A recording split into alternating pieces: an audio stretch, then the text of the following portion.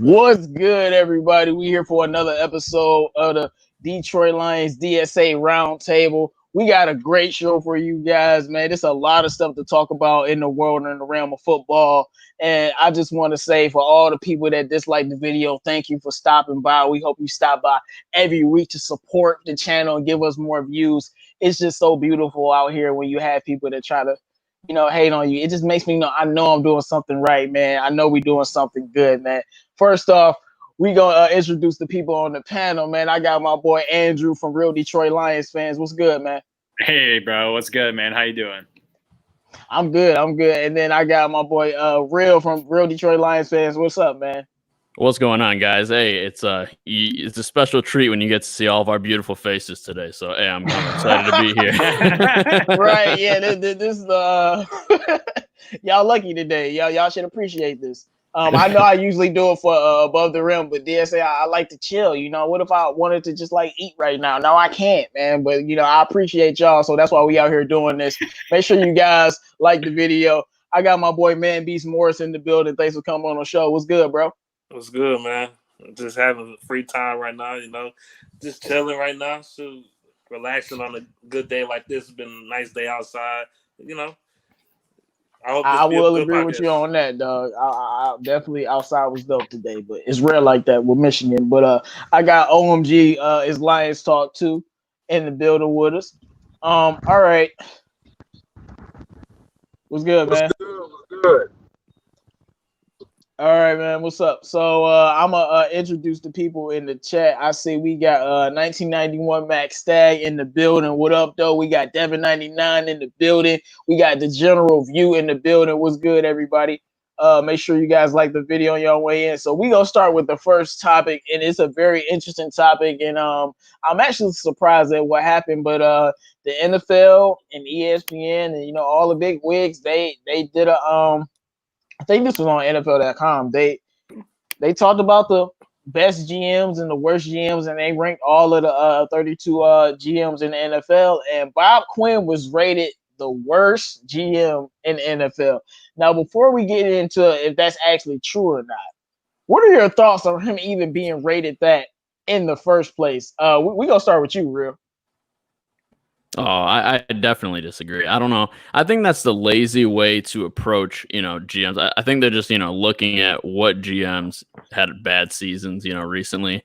And it's easy to look at him and say he got rid of Caldwell and now he's not doing well the past 2 seasons. But, I always bring this up. But if you look at the context of what happened, it's just incomplete information. So you can't really give a good evaluation of how he's been as a GM. Because if you look back on like the things that he actually did during his time, when he did them, they were good decisions, right? Like bringing in Snacks. Like he didn't know Snacks was not going to perform his second year and stuff was going to go down. It was a great trade when he did it.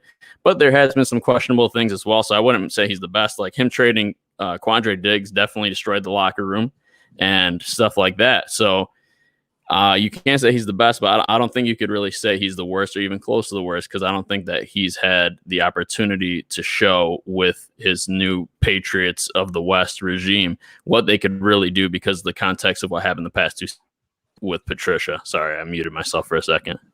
Oh, okay, no problem. But yeah, like we gonna get into if he's the worst or not. But what do you think about I'm not gonna even lie, he's not the worst. But what do you think about the disrespect of where they ranked us? They ranked him as being the worst just because he played for the Lions. We know it because come on, like 100%. We know it. We know it. But all right, Andrew, what do you think about this, man? Man, this is just such a typical thing to happen to the Lions.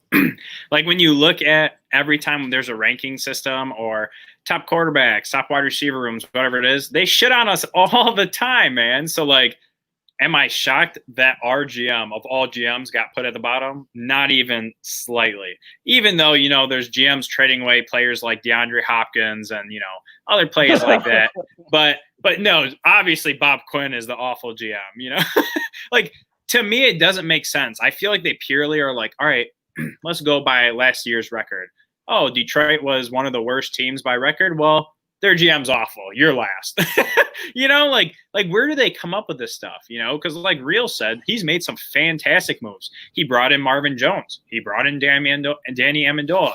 Flowers. There's a lot of people he brought in that have had success with our team, but yet they just want to look at, oh, well, it's the Lions and they went 3-12-1. I just think it's stupid. Like, it makes no sense. Yeah, and okay, so I'm looking at this Roto World. Is Patrick Daugherty, however you pronounce his last name. I'm butchering it, of course. That's how we do. We always butcher last names over here. But yeah, it's ridiculous. But man, Beast, what do you think about the disrespect that rating Bob Quinn number last?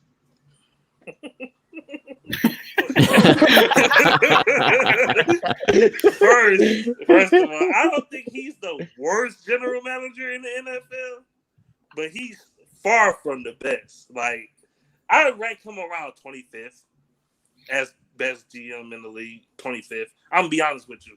He's what, 27, 36-1 as his record as a general manager, and he only had one playoff appearance. So they can make a validation of him being the worst because of lack of success, but he made some good moves. Brought in Marvin Jones. I think drafting Okuda, that's a good move. Honestly, moving on from Snacks Harrison, who asked for more money and was crying and complaining, that was a good move as well. So he's not the worst, man, but he's far from the best. That's just my opinion. And the disrespect, he haven't earned any respect around the league, so he got to do better, man. Man, I'm gonna be honest with you. It's not like I'm as old as Jim or anything, but Bob Quinn is the best GM I've seen since I've been a Lions fan, since I've been alive. And that's not saying much because we've literally had the worst GM in the history of football. So right. So you can only go up from there, right? Right. You can only go up from there. But I feel like Bob Quinn definitely isn't the worst GM for football. In football, I wouldn't even say he's 25th. I would say maybe like around the 17 to 18 to 19 to 20 range, somewhere around there. I mean, like when I think of bad GMs, I think about like David Gettleman for the Giants. I still ain't forgot about the whole Odell thing. You got Daniel Jones and Saquon Barkley, but Saquon Barkley, that was easy. So and then look at the football team; they're terrible. They got a coaching carousel over there, and I just don't know how that team is going to be good. It's a lot of worse general managers, and I mean even the Washington football team general manager. For real, that's just such a bad. Yeah, what? The Washington vacancies. That's what The Washington football team general manager ain't that good either. I don't know what they're thinking. Bro, like you had that long to freaking literally like think of a name, and then you go ahead and you just say no. I feel like they was like, we can't think of a name, so let's just throw a name. I was like, why don't y'all just call yourself, Washington DC or something? Like if you're gonna make up a stupid name to, give you time to think of the name, just call it something simple. I like Washington Warriors. Just change them to the Warriors. Right. Washington Warriors. I like I think that it was a couple other names that I like, man. Call them the Sentinels or something. I don't know. But we got some more people in the building. We got Kyle Webb, was good. We got Motown Football in the building, was good. We got the Detroit Sports Room. We got Right or Wrong in the building. Yes, we got the face cams today. We got my boy Mondo Ray Moore in the building. Yeah, Mondo Ray Moore. The haters is always here. But I'm glad you with us today. We got my boy Shad in the building. What's good, man? What's good? All right, so Omg Lions Talk, you there, man? What do you think about this whole situation and the fact that Bob Quinn was ranked the worst GM in football? Man, looks like there you go. It's way people worse than Bob Quinn. It's people way worse than Quinn. Look at New York Giants GM.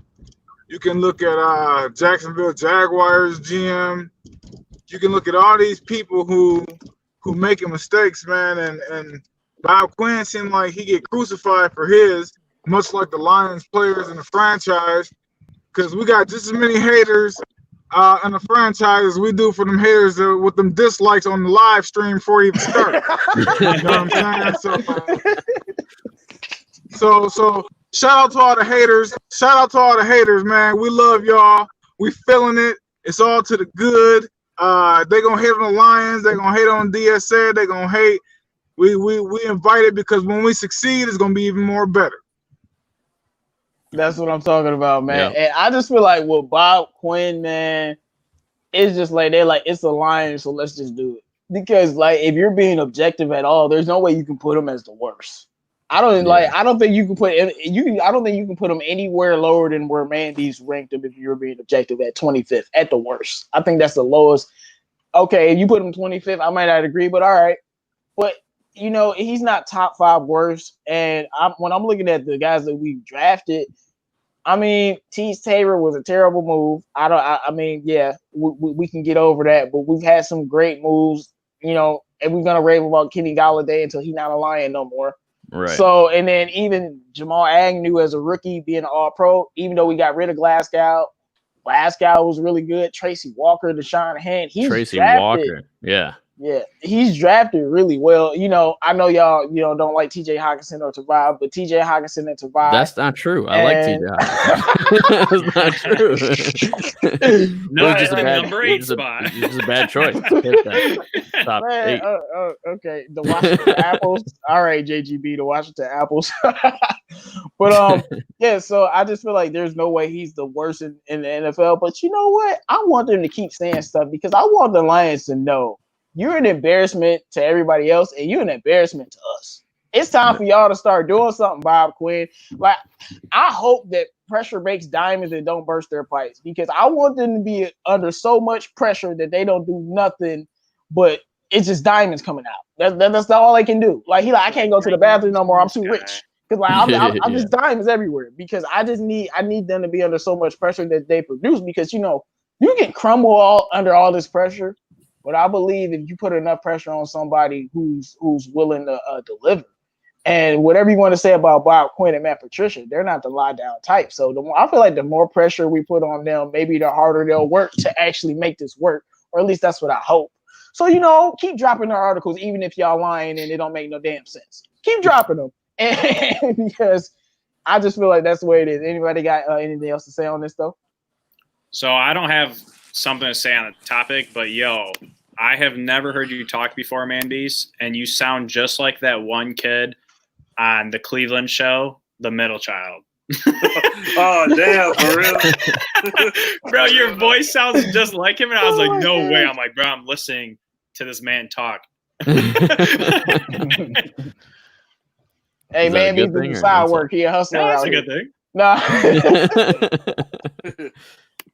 We got John Stone in the building and Chris Cashball in the building. What up, though? All right, so we go move on to the next topic.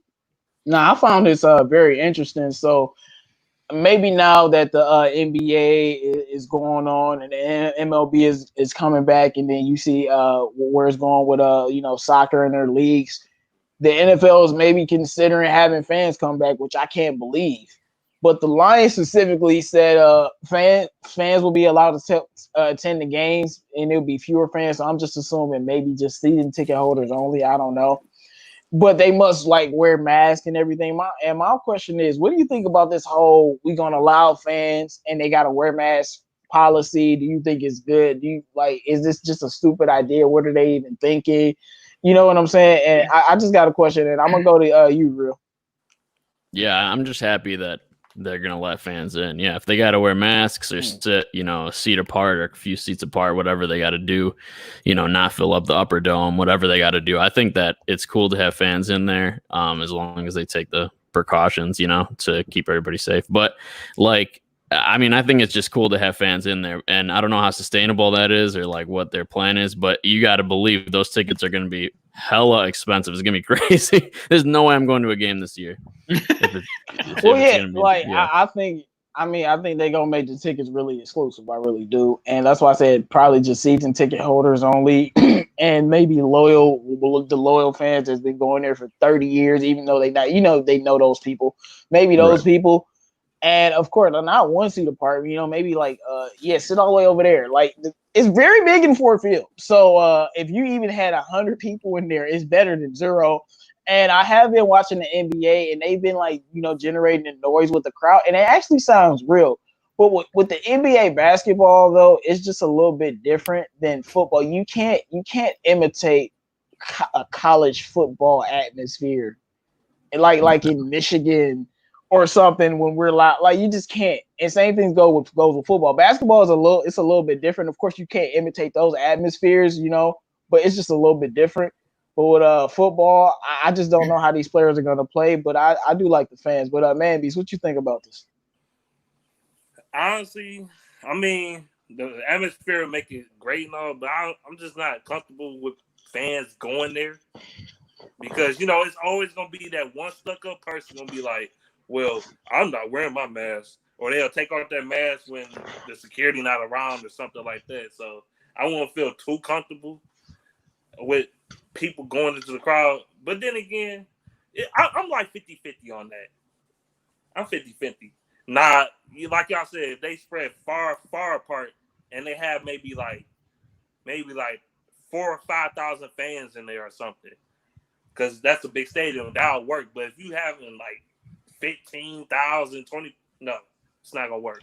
No, I don't know if they'll even have 4,000 or 5,000. That's why I said all I know is if this does happen, the season ticket holders will be there. I don't know if they're gonna let anybody else in. So we'll see that. But Andrew, what do you think about the fact that the Lions and the NFL might allow fans to attend the games, and if they do, they'll have to like wear masks and whatnot? Yeah, I mean, I think it's cool in the fact that fans will still be able to attend and they can still, enjoy a game live, but it's not realistic, okay? Because when you go to a game, what do? You drink nonstop and you're eating nonstop and you're screaming. How in the hell? Yeah, you know what I'm saying? Like, how can you do that while you have a mask on? You can't drink with a mask on. You can't eat with a mask on. So do you expect people to eat beforehand and drink beforehand and just not sell anything? Like, I don't understand the logic there, because it just doesn't make sense. Basically, they're like, yeah, so we'll just teleport you right in front of the players, but you're not really here. I mean, honestly, like I work in a nursing facility, and when it's time to eat, nobody's wearing a mask because you can't wear a mask. And then even if you social distance, like the whole thing just makes no sense. You're walking down to your seat, right? I guarantee you 9 out of 10 people are grabbing that handrail and walking down. You know what I'm saying? So it's like people are going to be exposed regardless. So the whole mask thing, not wearing it, whatever, it's going to be irrelevant. You're going to have thousands of people in one area brought together, and I wouldn't be surprised if there was a spike in cases, but also I don't know. I mean, it's cool that they're bringing it together, but it's going to be interesting to see how they execute it. Okay, we got John Stone in the building. What's good? We got Jay Schultz in the building. What up, though? We got the hook cam in the building, as he says, face cam on days. Yeah, man, today we doing something special for you guys. Make sure you guys like the video if you haven't already. So Omg Its Lions Talk, what do you think about this mask policy and the fact that they'll even let fans in the first place? Do you think it's a good idea, bad idea? Your thoughts? See, I never know who's gonna come in late or not. But anyway, I'll just tell you what I feel. I feel like it's not a good idea, because when you look at what the NBA is doing, what's the point of the NBA having a bubble if the NFL is gonna allow fans? You know what I'm saying? And I'm like, and the NBA is just like the players, and it's a bubble. We don't even know how are you guys gonna have games during this? Or y'all can't have a bubble because it's not enough of you guys. I mean, it's way too many of you guys. It's like you can't just put them in one place. So like they were talking about like going on a private island or to a different country. I'm like, that's extravagant, but that's what they would probably have to do. And like when I'm looking at that, I'm just wondering, like, what are you guys thinking? You shouldn't even be thinking about letting fans in the stadiums. First, I need a game plan. I need an action plan. How are we going to play football games? And then we can get to letting people win. You know what I'm saying? Because they haven't even established that. The NFL has looked extremely bad. Man, they really behind the 8 ball on this. So I just don't think they're doing well, man. And I just don't like it at all. Let me see. Well, they got time. I think that this is just like for now. I think they're hoping that it dies down from now. But if it's still spiking and, I don't know. I mean, let's be honest, with Never mind. I'm not even gonna get. You say they have time. I'm not even gonna say what I was gonna say. Dude, Hold on, man. You say they have time, but I think they've been on the ball. Like, it's been 4 months. They ain't really did nothing. No, I think they have time and that they can just backtrack it later. You know what I mean? I don't think they have time, but yeah. But yeah, I mean, cases aren't going to stop spiking and the media is not going to stop talking about it, you know, and especially in an election year, you know, so media is going to go crazy. And then I think that they're going to backtrack it and do the same thing NBA is doing, UFC is doing, all these leagues are doing. Because, yeah, I mean, I don't think they're going to have fans in there or have teams travel like they're doing, like how a normal season works. I don't think that that's going to work either. All right, go ahead, baby. Yeah, I was thinking, like, wasn't the players complaining about wearing that special covered mask when they was practicing? So right. I don't know how that's gonna work in second. Like, I know y'all talked about the stands and the people in the crowd, but wouldn't the people get closer anyway? Like y'all said, the people will get closer. They do everything that's not safe. I wasn't even thinking about the screaming. Like, when Andrew brought that up, I'm like, yeah, see, that just, like, I was already against this, but that just further, like, so y'all gonna be mask screaming? Like, screaming through the mask. You know you're gonna take that mask off when we score a touchdown. Like, come on, like, you know you're gonna want a high five, and you're like, oh, yeah, I'm not supposed to do that. And when I'm looking at it, all the fun will be taken out the experience of going there, besides the fact that you're closer to the players. And I don't know if that'll discourage a lot of people. I don't know how they're going to even try to navigate this. Make sure you guys like the video. This is a roundtable. Right now, the topic is we're talking about the fact that the Lions and the NFL, they might consider allowing fans, but these fans will be required to wear a mask, and they're trying to, you know, induct a new policy. But one thing that I did want to harp on is, how do y'all think the NFL is handling this whole situation? Because it literally affects our team a lot and every other team, because there's no game plan that's been set. I mean, I'll take this question. I honestly think that they're handling it awfully. I get it. You know, they're like, we're having a season, we're doing this, but then every couple of weeks is like, well, we're going to cancel 2 preseason games. Well, we're going to cancel the whole preseason. Oh, no training camp, no this, no that. Like, dude, have a plan, set it in stone, okay? You can't just constantly just take things away. And, like, there's not even really a plan out. Like, you have so many people on your team. You have so many coaches. This is not basketball where it's 5-on-5 and you have a bench. You know what I'm saying? Like, and a couple coaches.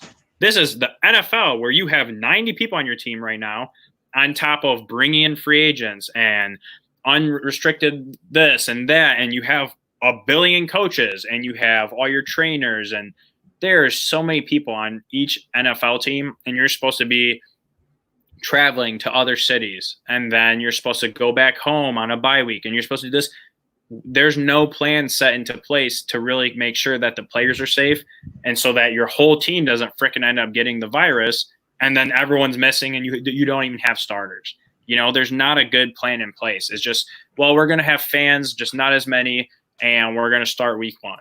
Like, well, see, I want to correct you on something. You said there's not a good plan. No, correction. There isn't a plan. Like, what plan have we heard? What have they told her they're going to do? Like, the moment this happened, I swear, three weeks later, and we know the NBA, they run sports when it comes to being innovative in all ways. 3 weeks later, they're like, oh yeah, we're gonna have a bubble. And the NFL is like, yeah, you know, everybody just gonna show up to their stadium, and you know, they just gonna fly in and we just gonna play. That's what it seems like they're saying, you know. But Omg Its Lions Talk, you there, man? Yeah, I'm here. All right, so what do you think about this mask and the Lions? They're going to allow fans back with masks on, or it seems like maybe the season ticket holders? I'm pissed. Yeah, they're going to allow. JMO, you cut out for a second. Oh, go ahead. Can you hear me? Yeah. I'm pissed off, man. Like, I am so frustrated right now because first of all, when the Hall of Fame game got canceled, that was my hopes and dreams. I was supposed to work the Hall of Fame game or that whole weekend. because my company AVI holds that catering contract. So I was like, I plan on being there and like being a fan, you know what I'm saying? Have footballs and all of that. I was just planning on the whole thing, and it got canceled. And then I'm like, okay, now they canceling preseason, and it's like y'all just don't have no damn plan in place. Like how are you just like canceling all this stuff last minute and then acting like the season is supposed to be straight? Like if they don't have no bubble, if they don't have no isolation, how in the hell is people gonna be at the game? Like for real, how are you gonna have fans at the game?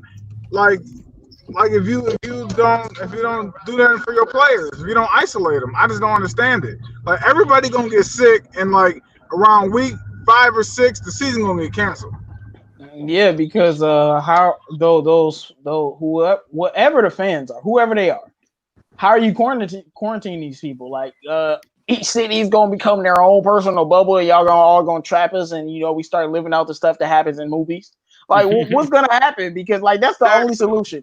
Each team is trapped in a bubble, and each team is on a separate plane. So we're gonna fly you to the plane, and the whole time you're gonna be into a bubble. We put you into another bubble, and then we get you in the stadium and quarantine you.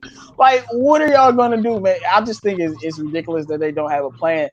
But on that same tack about navigating through this virus and everything, so each team has to submit an action plan because training camp is supposed to start. So they have to submit an action plan, a hazard plan to how are they going to work around the virus with the players and the rookies and everything they're going to do. Like, how are they going to make a bubble? It's kind of funny that y'all want these teams to give y'all plans for their little mini bubbles, but y'all don't got y'all own.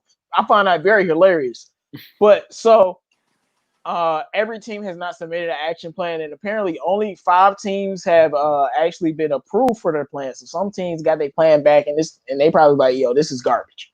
Like give me something better than that.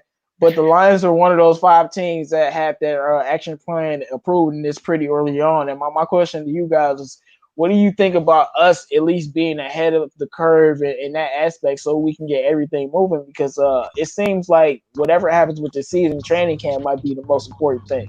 We gonna go with you, man. Yeah, their action plan. Like, I think the action plan, if they don't have any fans, like I know this off topic, but like, would the players hear other teams play calls? Like, if nobody's in the stadium. I'm serious. Like, I don't think so though, because they be far away on the sideline though. They don't be that far away though. I'm talking about like when they in the huddle. They probably do a lot more. They probably have to work around that. I see what you're saying. Yeah, I wonder how that's gonna work.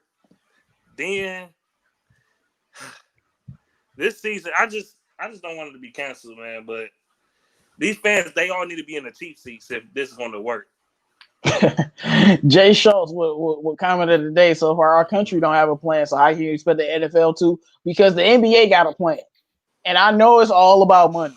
Well, the NFL, y'all making the most money. Why don't y'all have the best resources? NBA are putting y'all to shame, and they're not even the most popular league. So, well, here's the thing. This all happened during the offseason of the NFL. So it's not like the NFL had to suspend their season or anything. They haven't had to sacrifice anything yet, like the NBA and the MLB. So they were forced to make a plan immediately.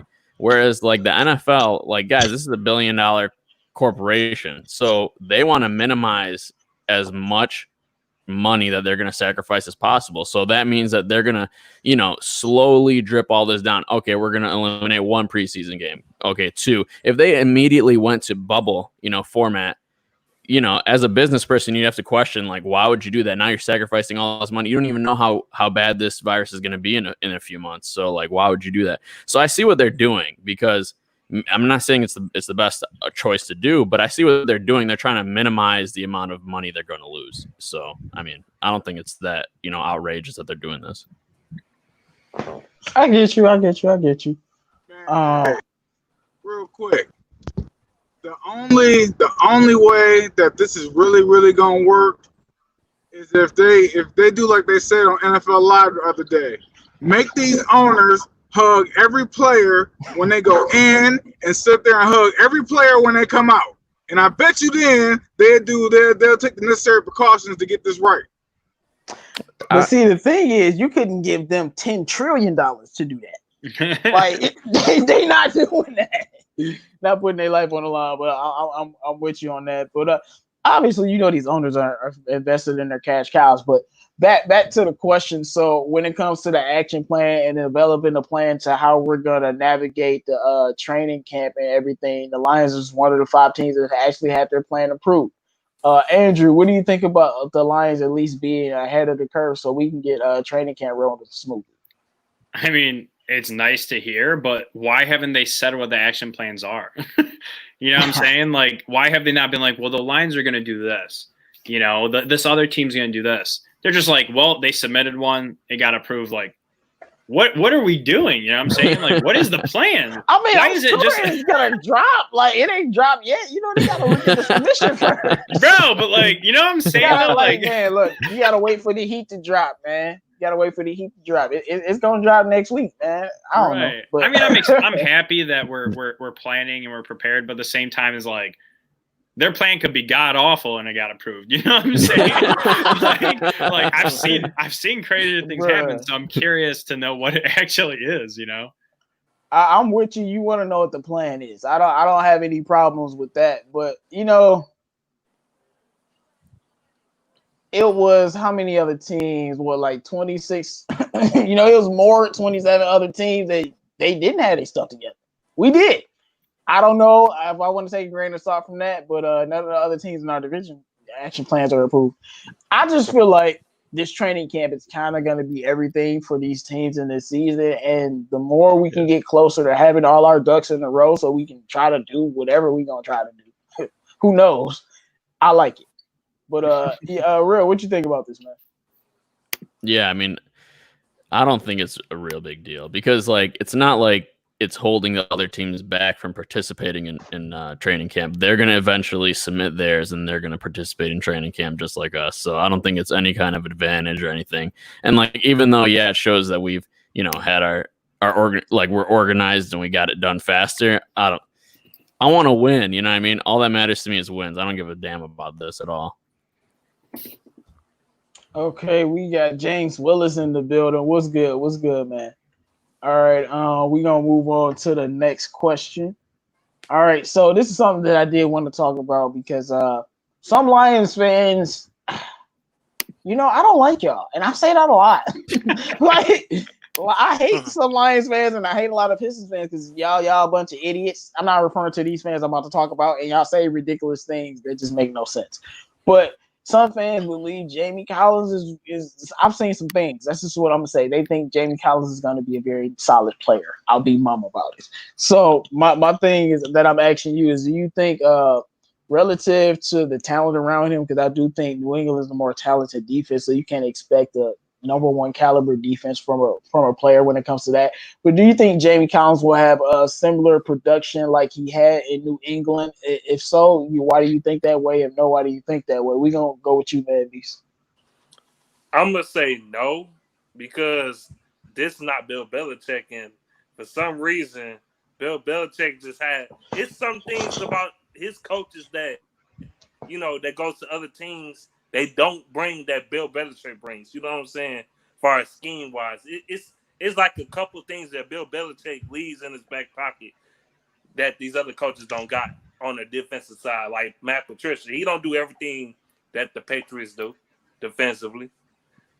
And it's been proven. Like, Jamie Collins in this defense, I don't know he's going to prosper because what's a 3-man rush in this defense, man? 3-man every time? Like, it wasn't, man. I just feel like our defense was ass. We know, but the year before, we was not just rushing 3. We was literally switching defenses every week. I don't know what happened to Matt Patricia, and he was just like, "Forget it. I'm gonna just let y'all go out there. We suck." Like he like, "Oh, we lost Matthew Stafford. Throw it. We garbage." Because I saw like this year, I don't know why 3-man rush every week, but I'm assuming that's not going to happen again because we did see him, not do that. But it's stupid. I'm not defending it, but I'm praying like he can't be doing that no more. and it was our personnel. A lot of people was hurt too. I mean, Jamie Collins is a decent linebacker in coverage when he has help. But when he's on the island, like all the linebackers and defensive backs was last year, and have to cover for 8 to 10 seconds, let a guy sit back in a lazy boy and drink a beer and throw a football like Dak Prescott did, that's not going to work, man. I don't know he's going to prosper in this defense. I hope they change it up. I hope it be at least 2018 type of defense, at least. If not, he's going to go right under the water. Quick. I mean, our 2018 defense with Snacks came, we was good. I mean, I swear I hate Bill Belichick. Oh yeah, the Lions gave me the blueprint to beat the Rams. Yeah, thank you. Like, bro, like I swear. Right. So that, and it's just like, Matt Patricia, did you like lose whatever you had last year? Like, because it just doesn't make sense. Of course, he made a lot of mistakes. But at least the defense was okay. And that's why I think a lot of Lions fans coming into last year, we were like, all right, we weren't that good. Stafford was injured, but the defense was good. So, or better than it had been in years. Then he goes out and does this. But Andrew, man, what do you think about this? Do you think Jamie Collins will have similar production like he did in New England? Yeah, I definitely think he can. I mean, when you look at it, we just took Danny Shelton, okay? Danny Shelton was their nose tackle. We have Trey Flowers. Trey Flowers is one of the better defensive linemen from the Patriots in the past 10 years. The only other one that really has outshined him was Chandler Jones. And Chandler Jones is a top 5 defensive end in the league. So when you look at it, we pretty much have a better defensive line than the Patriots do. Okay, we stole their nose tackle, and we also have a better defensive end than them. Then you have the fact that Deshaun Hand, if he can go back to rookie form, that's a beast player. And then you also add Julian Arquara. To me, that's a lot of talent up front.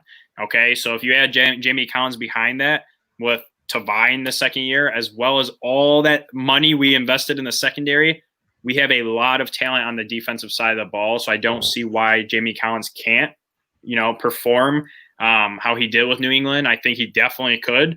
But it's going to come down to coaching and the scheme. If they're putting these guys in the wrong spots, or if we're only blitzing 3, we just drop 8 back, then yeah, it's going to be hard for him to be productive because that's a very crap scheme. If you don't blitz, you're not going to get that much pressure, okay? Coverage sacks don't happen that often. And we have very talented quarterbacks in the league as to where maybe 15 years ago, only there was elite quarterbacks and then there was, the reoccurring, we got to replace our quarterback, The majority of NFL teams right now have their starting quarterback for their team, their franchise quarterback. There's not many teams that really don't have that. So you can't just play this, let's drop back 8 and hope for the best. You need to apply pressure to cause problems. So Jamie Collins will be productive if we actually change our scheme up and go back to how we were in 2018. All right. I don't have no problems with what you said. We got One Pride Nation in the building. What's good, man? Make sure you guys like the video if you haven't already. But real, let me know what you think about this. Do you think Jamie Collins will have similar production to like he did when he was in New England? Because when he was a Cleveland Brown, and they did have good defensive pieces. They had a very good D-line when he was there. They really good. Didn't do it. Yeah, no, I think he's going to be solid. I really do. It's easy to look at his stats from last year, but look at his stats from last year. 7 passes defended, 3 forced fumbles, 3 interceptions. If that doesn't yell coverage linebacker, I don't know what does. You know what I mean? So he clearly can cover if we ask him to. And then aside from that, he had 7 sacks. So clearly he has the ability to pass rush as well. But like we've been saying, last year was an aberration because we had so many injuries. And then in 2018, it was so much better when Snacks was there and, we had, defense clicking on all levels of the defense. So I think that, with just based off of health and the new players that we got alone, we're going to be a much better defense. And I think that he's going to thrive here as well. Maybe not just as well as the Patriots, but I don't think he necessarily needs just Bill Belichick or he's going to fail. I think that he's probably our best linebacker, maybe him and Tavai. But, we got rid of Devin Kennard, so who's our best linebacker? It's probably him. So no, it's him without a doubt. That's not even a debate. That's not even a debate. Yeah, I'm glad that James Willis said this because in my last video that I dropped, make sure you guys check that out after this. I was talking about how the more I watch tape on Jeff Okudah, like the more Kool-Aid I'm drinking. And I want to let you guys know I'm drinking so much Kool-Aid on Jeff Okudah, I'm ready to fight about it. This dude is special. I'm telling you, this dude is special, and it's not nothing physical. This? It's all up here. It's Where all was up here. this? Hey man, look. Isaiah Simmons is a guy that you like. Why Zion playing football? You know, but Jeff Okudah it's up here. So it's a little bit. He's a different kind of player. He's a cerebral player, and like James Willis said, he is not afraid to hit people. He's gonna come up and tackle. When the last time we've seen our cornerbacks actually tackle? They don't. Okay. Can I ask you something though? Because I've been watching some highlights on like Jeff Okudah. So many of his tackles are these like shoestring tackles where he puts he literally lays out his entire body and he clips a guy. How many of those tackles is he gonna get? You know, you need to wrap up. I mean, he has some wrap up tackles too though. He does. On running backs too. I seen Okudah blast some people a couple times on film. So yeah, that's exciting. I want to see more of that. Yeah, like that's the main it's like every time I watch more film on Jeff Okudah, I watch something new.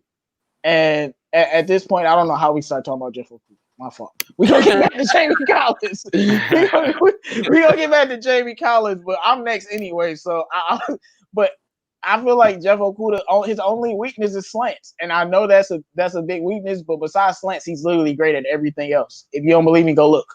He's great at everything else. Slants is the only thing that he not excel at. And when he gets beat on a slant, he's always right there with the receiver every single time. So that's what I'm starting to notice. And the most recent thing I noticed was this man comes up and hits. I'm like, wow. Like I haven't seen a cornerback from us do I hate to say his name. I'm sorry, but Nevin Lawson was like the last tackling cornerback we had. And I hate to say it, but Nevin Lawson made some tackles. So we need them kind of type of corners. But back to Jamie Collins, and this is the reason why he will be good. Got that boy Jeff Okudah making tackles. But I do think Jamie Collins will be similar to his stats in New England, only because I don't think it's about perception. He's not coming to the team last year, the worst defense in the league. This team next year, if the season goes normally, we're assuming it's going to be a better defense off rip. And then now there's different players. Of course, yes. Losing Slay is never good, but if you replace Slay with Trufant and Okudah, okay, you're cool. And then now, just like you said, you have Danny Shelton. Now, I don't know why Christian Jones is still on the team, but now you have don't even mention his name, bro. Right. You have I still can't believe this man is on the team. Like man, he's trash. He's boys with Stafford, man. He's boys with Stafford. I just saw. Not boys with Stafford. I swear to God, bro. Look, I just saw Kelly Stafford post something on Instagram or something, and he's literally like on vacation with Stafford, and I was like, that makes so much more sense. Oh, so now I get it. Now I get it. Yeah, he doing that. He trying to kiss up to Stafford so he can stay on the team. You know, it's been working apparently. It's working, and there's no preseason to even boot him out even quicker. He really kissing butt. Shoot, bro, for millions of dollars, I'll be kissing that ass too. What you mean? Oh my gosh. Oh my gosh, man. Thank you, War Pride Nation, man. Thank you for all the support, man. It's always people trying to hate, but we only succeed, man. We give this good content. This great content for everybody. If you haven't liked the video, make sure you like the video. But yeah, back to the trash linebackers, and then you have Jared Davis, who we don't know. I want to believe in him, but until he shows me on the field, I can't say he's going to be a good linebacker. Hold up, J-Mo. You literally have debated me about this. I said Jared Davis is. I mean, you think he's like trash, but he's trash, and you're like, no, bro. Jared Davis is so good. He's so good. It's like, bro, stop. Don't even play that. No, I can't say. I can't say he's going to be good, and saying that he's not trash is two different things. I definitely don't think he's trash. I think he's an average linebacker, and an average linebacker in our linebacking core is not going to work. So I don't know if he's going to be good or not. But and then that's it. You literally, I feel like Jamie Collins and Tavai out there going to be sweating. But you know who's going to help them? When they throw my boy Justin Coleman in the slot, when they add an extra DB, or they add Nemanja Warrior to relieve some of that pressure. And I think look, end of the day, it's the same scheme. It's not as good as Bill Belichick's, yes, but Jamie Collins will be asked to do the same things. We're not going to ask him to do things that he has already been doing. And the good thing about his versatility is he's a linebacker that can do almost basically everything. Play all positions. You can put him anywhere. That's why I love a linebacker like him and some other guys that are just unique like that. And so as long as we ask him to do what he's supposed to do, and I think Matt Patricia will. I mean, did play with Jamie Collins, so he knows how to use the guy. And we can talk all day and be a broken record about all these Patriot players, but I think the great thing about bringing these Patriot players in on defense is Matt Patricia knows how to use them. And I know Justin Coleman fell off after our team fell apart, but you saw it with Justin Coleman. Like, instantly, this dude was just lights out. That Chiefs game, I remember rewatching it like a couple months ago. I mean, Coleman had 2 fumbles by himself, and one of them was in the end zone. I'm like, bro, like, you can't be doing that to people. But yes, you can.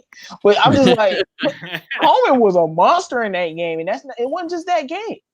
And even the touchdown he gave up in Green Bay, that was not a touchdown, but it's Green Bay.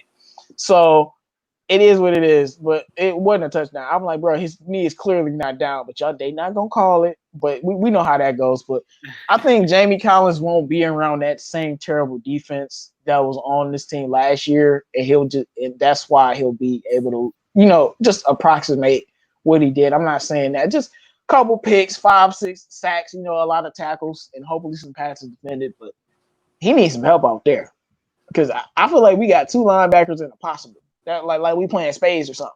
Like, because Jared Davis is that impossible. Like, I might have a book, but I don't know. I got to see how the cards dealt. So it is what it is. But all right, guys. Let's see. Let's move on to the next topic. We got PD Sports in the building. What's good? Make sure you guys sub to his channel, and if you're into hockey, you're gonna make sure you watch the Detroit Sports Room and PD Sports, the Offside Show. All right, so Dan Orlovsky said on Twitter, in the first 8 weeks, Stafford was the best QB in football. Now, numbers may support this if you actually look at the numbers, but do you actually agree with this? Do you think up until this point he was the best quarterback? This isn't about wins and losses. This is just about who's playing the highest caliber of football.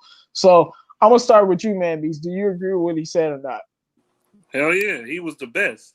Absolutely. I love it, bro. I love it. Stafford was leading the NFL in touchdowns, man, and yards. And his completion percentage is one of the highest. His quarterback rating was over 100. Yes, he was literally the best quarterback in football. Yeah, I'm saying it right here on camera. He was better than Russell Wilson. He was better than Mahomes, before he got hurt. That's facts. You can look the numbers up. But, yeah, he was balling, man. Just the defense failed him every game. Like, the defense and no run. Every game the defense didn't fail him, we literally won. And every game the O-line protected him, we literally won. I know we only won 3 games, but you know what I'm saying. Like, through the first 8, the 3 games we won, Stafford didn't get sacked and the defense didn't choke. Arizona. But we're going to leave that alone. So, yeah, you're right. Yep.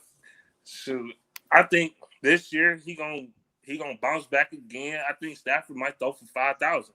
He might actually do it this time if he stay healthy, though. I think he was on pace for 5,000 and 40-plus touchdowns. But yeah, so, I mean, Lions fans, this is why I hate other fan bases, because when Lions fans be like, he was on pace for 5,000, other fans would be like, so I'll be like, bro, this man threw for 5,000. Next year he threw for 49, like 75.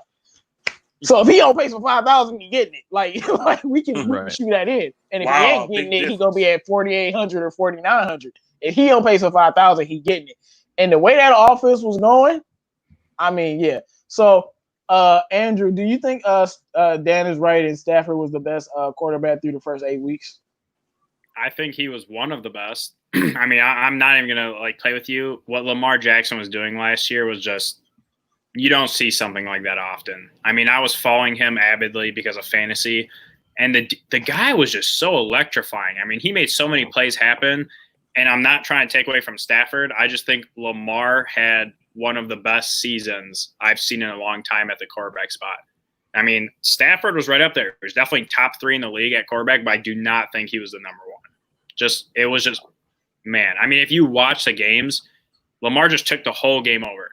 And they were blowing out some of the teams, and Stafford was playing phenomenal. But I just think there were some times where Stafford did make a bad decision or two, like throwing into double coverage when he didn't have to on like a second down or something, So there's a couple plays that really, put him just lower in that top three, but I definitely have to give it to Lamar. All right. Real, what do you think? Was Stafford the best quarterback in football through 8 weeks? Like Dano said. First, I want to say, Andrew, man, how do you look so damn comfortable right now, man? I got a Lions blanket behind me, bro. I'm just chilling, dog. Hey, man, I hope y'all know this reference. Andrew look like this is gonna be a breeze. Like this is like this is gonna be a breeze. Like bro, you gotta get comfortable. You know what I'm saying? This is the home environment, dog. Yeah. All right, but man, yeah, Stafford was at that elite level, definitely top 3, I would say. Yeah, but number 1, I don't know if I can say that, but I mean, if you need any proof to have validation of how amazing he was, you don't even need to look at the stats. Go to that touchdown to Galladay against Kansas City, where he threaded it through the needle against 3 defenders. 4. Perfectly placed. Okay, 4, whatever. Another one was in the vicinity or something, Hey, we counting them all. Yeah. But it was I've watched that GIF like 15,000 times probably because it's such a good throw. One of his best throws ever. Yeah, and it's one of the best throws of any quarterback of this generation ever. I have yet to see that a handful of throws that are on that level. It's rare to see a quarterback of that talent. So that's all you got to see. Yeah, and it's funny. I keep bringing that throw up whenever I get in my little Twitter debates, and I'd be like, "Can your quarterback make this throw?" Or I'll be like, "You know what? Show me your quarterback making this throw." And then they be like, "Yeah." And I don't know if Aaron Rodgers has made the throw, but he's the only guy that I think can make that throw. So I think there could be, but maybe Patrick Mahomes, maybe he can. I don't know if he can thread it like that though. Aaron Rodgers got touched like no other. So yeah, I think he can make that throw. I've seen these guys thread it between 2 defenders, sideline, just completely out of bounds, but hits the wide receiver perfectly because there's a toe tap. But I have never in my life seen a quarterback throw it in between 4 people where all of their hands are literally crossing like this past the ball, bro. I've never in my life seen that before. There's literally a defender in the direct vicinity of where Stafford's throwing it could not even react to it because it was so fast and he threaded it perfectly. You do not see those type of throws. If he's one step off, that's a pick. I'm like, Stafford, why are you throwing these aggressive throws? And we know he led an aggressive throw percentage. He literally was the most aggressive. I mean, but it literally, if it's even a millimeter off, that's picked. Yeah, 100%. Yeah, and that's what I was gonna say. To Andrew, when you were saying he might have made a couple of mistakes. Well, I love that he has that confidence, and it seems like it's back since from the Linehan days because he was suppressed by Jim Bob Cooter and Joe Lombardi. Those were awful coordinators. They were predictable, and they were too lax the entire game until it was 2-minute warning, and then they gave Stafford the ball with the 2-minute offense, and he would just drill down the field with just complete ease. And we saw how great Stafford was in those moments, and that's when we see all those 2016 fourth quarter comebacks from Stafford. But seriously, I'm so happy to have Bevel where I feel like we finally can lift the reins off of Stafford and let him play like a Russell Wilson, to let him play like one of these elite quarterbacks. That's what I've been wanting this whole time when we've been in this stint with crap offensive coordinators like Lombardi and Bob Cooter. Yeah, and I was watching somebody else, and they were talking about Jeff Okudah again. And they were talking about Okudah, and they were talking about defensive players in general. And they was like, you always draft the best talent, and it doesn't matter what they do. You make your team suit the talent. Talking about football. Same thing with quarterbacks. You don't get a quarterback be like, unless you Jameis Winston, I'm going to change you into this. I'm going to change you into that. Why? You throw for 5,000 yards, Joe Lombardi come in yeah, you need to be Drew Brees instead of trying to be, Big Ben or Dan Marino or something. No, he's not Drew Brees. He's a 101. So, and I just look at with Darrell Bevel, and he let Stafford loose a little bit too much. And I think Stafford learned that in that Chargers game because he was like, all right, I got to chill out. Because he just threw that boy. I'm telling you, because if you notice after that Chargers, after that pick, he just started playing lights out, and he didn't throw no crazy stuff like that again. But Stafford was just like, I don't care, Galladay. I think you Calvin. I'm like, you're not Calvin, bro. You're not Calvin. It's Calvin with a contact point. That game and that Raiders game, I know people don't want to talk about that when it comes to Stafford, but that was one of his best games of the year. Oh no, that Ravens game, and it sucks that we lost in that way. He had 20 straight completions, 80% completion percentage, and at the time they were a top 5 passing defense. No, he destroyed them in that game, but that's another reason why Jim Caldwell had to go. Man had 12 men on the field. Let's not do this. It wasn't 12 men. He had 9 men on the field. He didn't have enough. Bro, that's so much work. At least try and cheat. Don't cheat yourself. Damn. You know what though, J-Mo? You did bring up that too. Yeah. You know what? You did bring up a great point though. So with the whole Stafford thing, why is it that we brought in one of the most talented arms I've seen in a long time? At least for Lions franchise. Why would you bring in a talent and then try and restrict him? Let this man just ball, bro. Let him try and put up 40 points a game, because he can. He easily can. Then why don't you go and take what you have and build up the defense so that even if he does make a mistake or two, that 30 points he'll get you from just letting loose will win you the game, because all you need is one stop on defense. But instead, they're like, nah. We're not going to do anything. You gotta look We're going to at restrict you. We're going to make you run the ball first down every single time you guys are up. And then what are we going to do? We're going to run it up the middle. And then on second down, we're going to run it again so that you have a very low probability of converting that damn third down. Please. And it's a play action pass on the third down. Good job. I feel like we all know this, but Stafford isn't a guy to try to do that with. Like, no offense, but you got a guy like Dak. Well, yeah, you're going to be like, all right, Dak, chill. But when you got a guy, like, imagine Andy Reid trying to use Patrick Mahomes like Alex Smith. Like, what are you doing? Like, that just makes no sense at all. But to answer the question, I'm had to agree with Andrew. I don't think Stafford was the best quarterback through 8 weeks. I think he was number 2. I think Lamar Jackson was number 1. And it's not because Lamar is my second favorite quarterback in the league after Stafford. Lamar was just inhuman, bro. Like, Lamar was doing stuff where I was like, I told y'all. Because I was high on Lamar. Like I said, we should draft Lamar while he was still on the board. I was like, yo, Lions, I know this will be a horrible decision, but just do it. Like how the Packers took Jordan Love, and they was like, this is a stupid decision. And it ain't about this year, but we just gonna do it. I'm like, just get Lamar. I'm like, he just there. Like, I know, but just get him. Because I wanted us to do it so bad. But of course, we got it online, and we need it online. Cool. Should have got Lamar. But it's like a lot of teams should have got Lamar. But when Lamar Jackson was just inhuman, and I don't know what game the Cincinnati game was, but even before that, he was just having crazy runs. And the thing was, he was having these perfect passer ratings. And he was throwing these touchdowns. Like Stafford might have been leading in passing touchdowns, but I don't know if it was total touchdowns because Lamar Jackson was just out there. He was out there fooling. And the Ravens were like, they didn't lose a game. Of course, they definitely had great coaching, great special teams, and a very solid defense. They definitely had that, but Lamar was the reason they were winning. But I just feel like he was number 1 the entire year. I don't think anybody through any point in the year, at least in the regular season, Lamar was just inhuman is what I would call it. One of the greatest seasons I've seen from a QB, man. It kind of reminded me when Westbrook had a triple-double because like that season, I'm just like, he's just doing stuff like, what are you doing, bro? Like he's just doing stuff that nobody the triple-double thing, Oscar Robbins, the only person we ever seen do it. Michael Vick is the only person we've ever seen come close to something like this. So yeah, I do think it was him, but I definitely think Stafford was close. And if you want to put him up there, I'm not going to debate you. He was leading the league in touchdowns. That had like almost 2,500 yards. All right, guys, I'm gonna move on to the next question and unless somebody got some more comments on that. Nah. All right.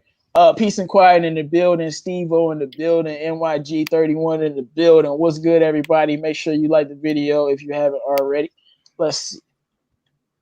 All right, so training camp is very, very important this year, and I feel like, as I've been saying this show and I've been alluding to it, whatever is going to happen this season, I feel like it's more about all of nothing or training camp, and it's about preparation. It's about preparing your players to not get injured, preparing your players to have the right scheme, preparing them to be conditioned. I feel like everything in training camp is heightened by at least 5 times. It's much more serious because might not be a preseason. They might not even give y'all scrimmage games. There's no joint practices. The only time you're playing football is literally week 1. So my question to you guys is, how much does training camp matter in a year like this with no preseason games and a weird season? We're gonna start with you, Real. Yeah, I think it's a huge deal, man. I think it's a big deal. This season more than ever, for sure. And the one thing that I've seen that I'm very excited about was the way that Patricia handled himself during the Senior Bowl, and how all of the media analysts. I know that people don't really take it's not a real NFL game, so who cares? But the way that the media and other NFL executives talked about how well he prepared for practice and how efficient their practice was going and stuff like that, I think that matters when in a year like this, when we have such limited time to prepare for the season, and so does everybody else. If we can, utilize those days better than other teams can, I think that'll, provide huge dividends for us in the future. So I'm excited to see, what Patricia can conjure up. And I think honestly, I'm just excited for football to start. So let's get it. I want to hear more news from training camp. It's been such a slow news, time in this off season because it seems like it's been dragging. So yeah, I'm just excited. I think it's gonna be super important. No, I'm glad you brought that up because I feel like Lions fans, we acted like training camp is next week. It's next week, y'all. Usually we would be livid and lit. And I know the world trumps everything in sports. I already know that. What's going on outside is 1,000 times more important. But we would be super excited. We would be talking about every training camp battle. And my thing is, plan approved. So my thing is, now that our plan is approved, it's not like anything is actually going to change besides the fact that the players might be in some type of mini bubble, but the same battles are going to happen. The same coaches, they're going to be doing the same thing, and it will be heightened. So I don't know why people are trying to overlook the fact that training camp is coming, because I talked about it a couple of weeks back, how it was 14 days away, I think it was back then. And we didn't know if it was going to be canceled. NFL came out with what they said, and it's not going to be canceled. So the training camp is coming, and I think it's a big deal. So, Man Beast, man, how much do you think that training camp matters more in a year like this with no preseason games? It matters significantly. Training camp, I don't know if they're going to extend training camp this year and make it longer for them to get a better analyzation on the team. Even though preseason is, to me, important because look for players. I know this not off topic, but how players make the team sometimes be starters, and they want to project to be a starter. For example, Dak Prescott. Remember, Dak Prescott was just coming on the team, just being a backup quarterback, and he became their starting quarterback through the preseason. Yep. Went down, and he performed well in the preseason and became the starter, and the rest is history. So I don't know how that's going to affect the younger players coming on the team, how that's going to give them the chance to be able to play football or start in the game. That's the only question I got about the training camp, only training camp. But they need to extend it to get a better evaluation. What you think about that? I think our training camp needs to be 2 weeks longer at least. It needs to be this need to be like a 6 week, 8 week, because I'll keep saying it. How the hell you're not gonna have preseason games in a full contact sport? You have to have preseason games or some type of full contact, or players are just gonna go out there, and if you ain't a QB, you gonna just get injured instantly. You gotta play. Players get injured now before this for the same reason, and now it's even worse and it's even more heightened. But I think the thing about training camp, it's everything. Like I said, I think the teams, however this goes, however many games it are, whenever it starts, because I do think the NFL might start a little late. Whenever it all happens, I think the most successful teams are gonna be the teams during this time they was in the lab cooking and they was in the lab doing exactly what they're supposed to do. And I think the Lions, we got to try to find a way to make an advantage. And I also think that a lot of fans, when we look at the makeup of the roster, we have our own opinions on who's gonna make the roster. Well, now the people who know the defense, can't believe I'm about to say these words. I had to close my eyes. But the people I hate, like Kenny Wiggins and Christian Jones, they have a better chance of making the team now. And I They're hate gonna to say start. Stop. I told you this. How many times have I tell you guys this? I guarantee they're going to start. I guarantee. No, man, Joe, like I told you, Joe Dog got that joke on lock, bro. And my boy Reggie Ragland got that joke on lock. Dude, Joe Dahl has the left guard spot. The right guard spot's either going to be Obushi or Wiggins. No, it's going to be Jonah, man. They're going to put Jonah there. He's a rookie, and he had no rookie mini camp. He's gonna come in here. No, they're not. Maybe. I hope they give it to Jonah. The rookies reported early, so the rookies are in right now. So I don't want to call it a mini camp, but they reported a week early, so they reported now. I think they came in yesterday. It was Wednesday, but I mean, yeah. And I'm kind of scared about Real being right. What if he is right? I'm gonna be sick. Like, write it down. I'm telling you right now. What's the date? 23rd, man. All right. But, Andrew, man, what'd you think about this? First of all, Jordan Cartwright had me dying laughing when he said this is the first time he ever seen your forehead. Bro, what? Bro, my man literally was like, this is the first time I've ever seen J-Mo's forehead. I was dying laughing, bro. You're like, man beast, take it away. And I just start cracking. You on mute? Wait, hold on. I just got a Jordan Cartwright. I don't know how long you've been sub. I think you've been sub for a minute. I think you've been sub since I used to be on camera every single time. So I'm surprised you said that. I used to be on camera every video. Right, it was. That's hilarious, shit, man. He said I expected cornrow. Hey, bro, I low key cut my hair when I was 19. It was really, really long, so I definitely had cornrows. That's hilarious, man. So I mean, as far as the training camp and stuff goes, if you look at what we did in the off season and what we did, with the draft, I think we're set up for success more than other teams are. Okay, you went out and you got a man cornerback in the draft with the first round pick. How hard is it to play man? It's literally you line up, bro, guard your guy. Easy. Second round pick. You went and got a running back. It's not that complicated. Here's your hole. This is the run play. It's not that hard, right? Third round pick. Here, pass rusher, bro. No, their job. This is not even hard. Why? Bro, it's not.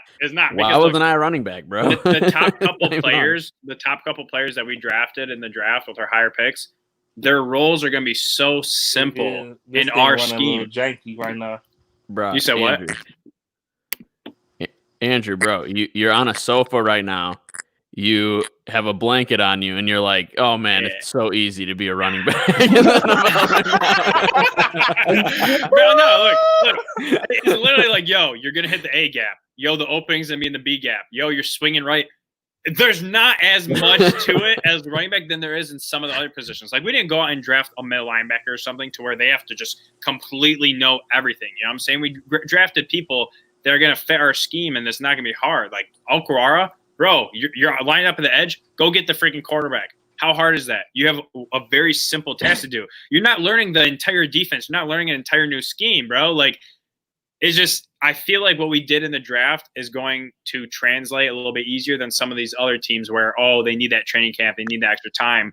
And then in free agency, we went and got like three freaking Patriots who already know this. What you're saying is we didn't draft a tight end in the first round who was going to have to develop. And Jeff Okudah should be able to come in man day one and just be smooth selling. And then we went out and got DeAndre Swift. It's not going to be that hard because he's a running back. That's the easiest job in the world. I mean, you just run straight through the ball. We literally run man defense all the freaking time, bro. It's not like, you need to know the zone. You need to know this, that. Like, it's literally line up against this wide receiver and freaking run with him the entire route. Follow him, shadow him. That is the simplest defense you can do is literally play man. I get what you're saying. I get what you're saying scheme wise, but what J-Mo is bringing up and what everybody's bringing up is without a preseason and a rookie mini camp, they're not going to get the same amount of reps in of actual game like type environment. They're not going to be able to, acclimate themselves to the speed of the game. They're not going to be able to make that transition as easily from college to the NFL. It's not necessarily scheme wise. I get what you're saying, but like it's not the same to be a man cornerback in the college football league and to be a man cornerback in the NFL. No, I feel you, but also you got to look at they were playing the tougher competitions. Georgia, big school. Ohio State, big school. So like they're more ready than some of these other guys that didn't play up to that type of competition. And then you're still going to have, you're an athlete, bro. These guys are crazy gifted. It's not like they're going to be running slow or something. Like that's where that scheme fit is going to come into play because they're not going to have to do something that's going to make it. They're not going to have to slow the game down mentally because they're going to be in a scheme where they can run full speed from day one. You know what I'm saying? If you're a running back and Stafford's like, yo, I'm handing you the ball, go to the left side around the tackle. I mean, how hard is that, bro? Like, it's not like you're learning that much, bro. Akuda, man coverage. All I'm saying is the schemes that we have in place and the players that we picked, it should not be hard for them to execute because they already have the talent and they already played at a high level in college against very good athletes. So I don't think it should be that hard for them to transition, and we don't need all that extra time like some of the other teams are going to. Well, I'll say you're right in a sense, but that's because Matt Patricia's been funneling out all of the guys he doesn't like and bringing in guys for his system. And I mean, offense, we don't have to worry about a thing. Darrell Bevel, Matthew Stafford, Matt made in heaven. We're good. Only thing we got to say is Darrell Bevel use a tight end and Darrell Bevel run the football. But I wanted to talk about why do Lions fans think Reggie Ragland is so good? You said he's so good?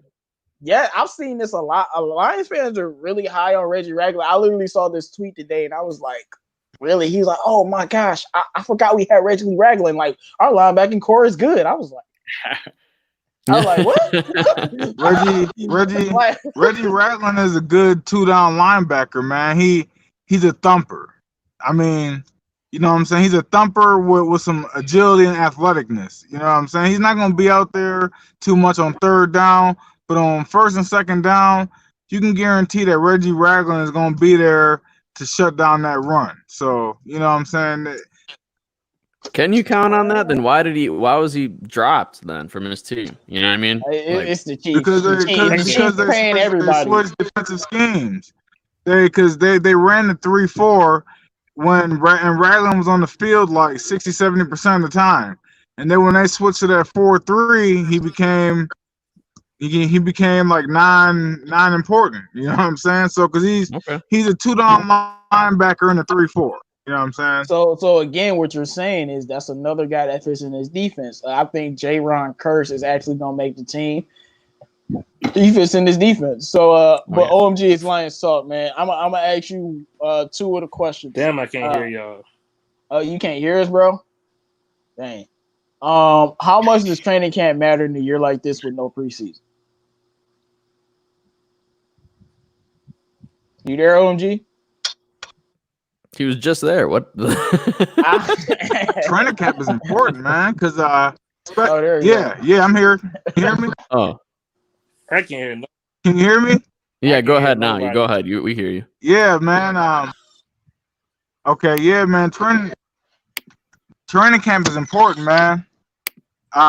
Especially when you don't have no preseason, man. And we got our whole team is like first year, second year, and free agents. Like that's like a big part of the team. And if they don't get no game time action to get comfortable into getting their roles and to get comfortable with their new teammates and to try to improve on that rookie season, man, it's like what?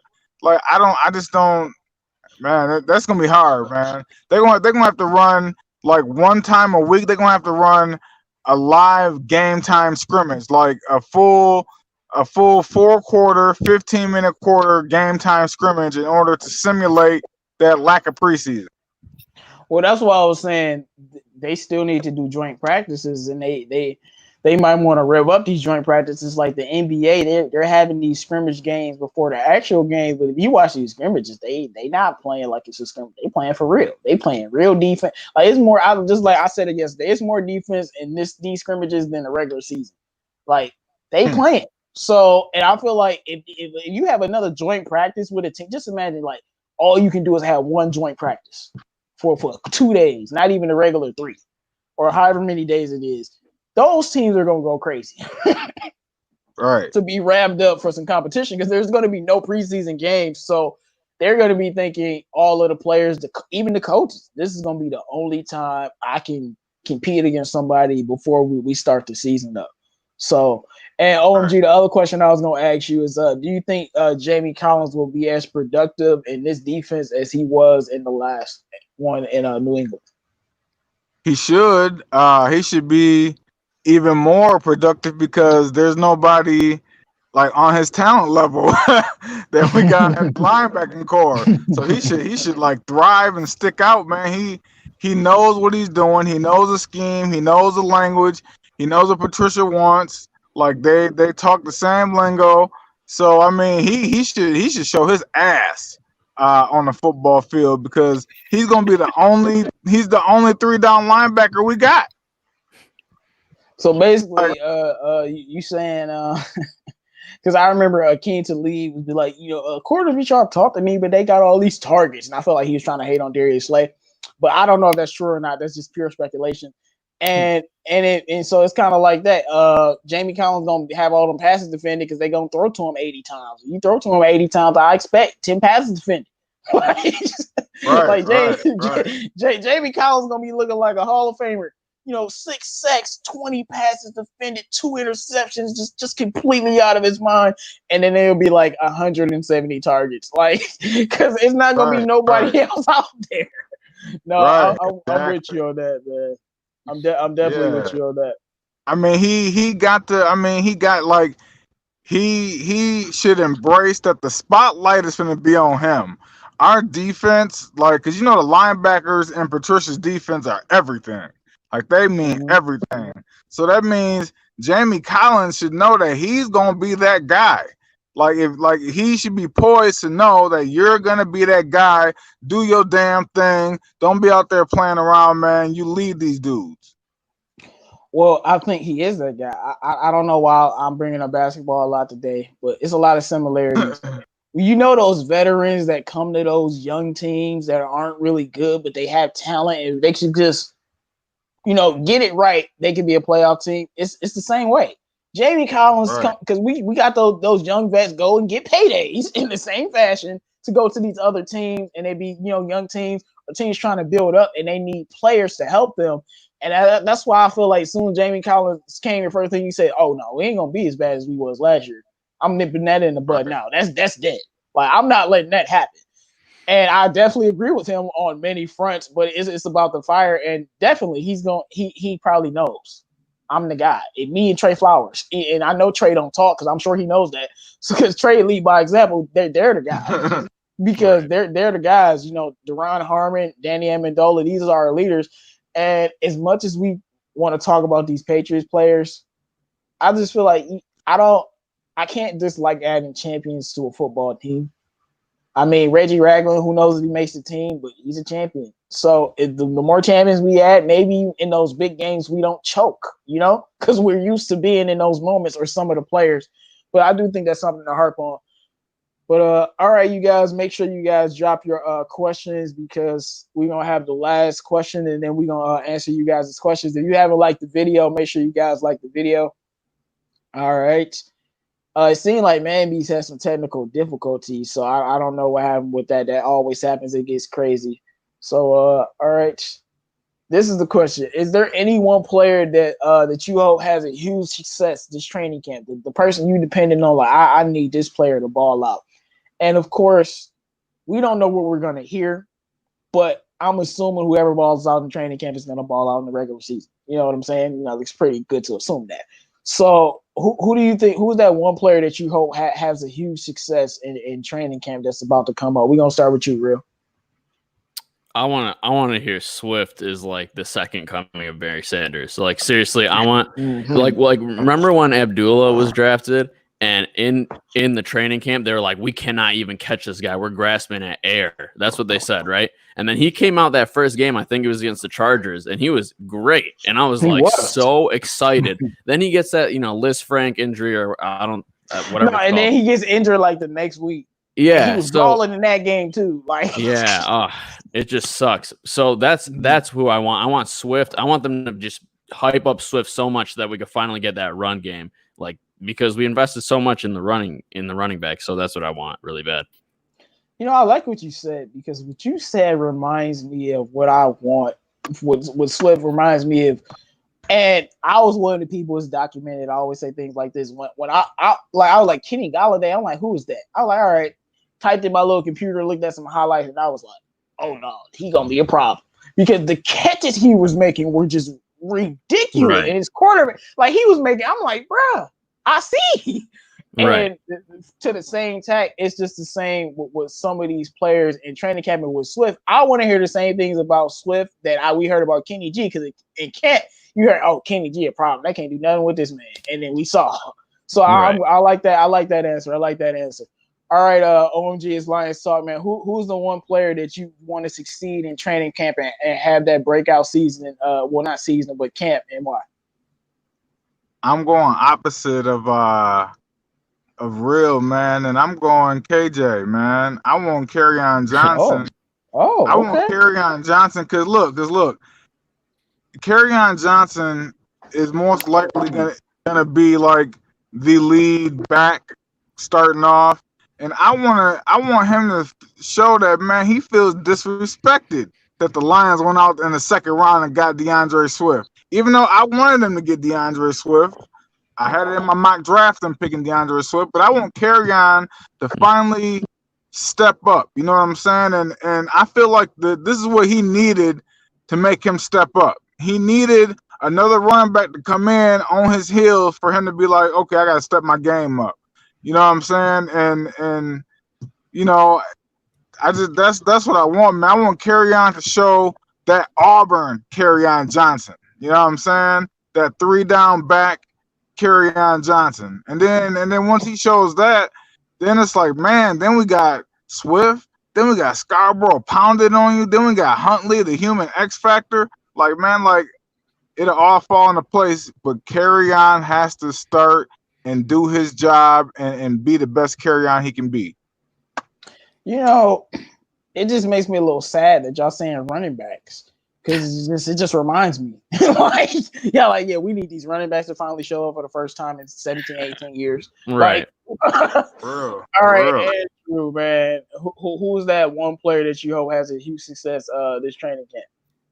I mean, I love that you guys are picking running backs, but for me, and you know what? We should do offense and defense. So y'all two can do defensive players too afterwards. So give me one from each side. That'd be cool.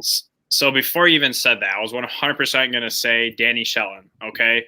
I like what you guys are going with the run game. We haven't had a run game in a long time. It helps you manage the clock, whatever. But dude, Danny Shelton is going to be that piece that is going to make or break our defense. Because when we had Snacks playing at a high level, our defense was clicking, and we had way less talent on the defensive side of the ball when our defense was doing well.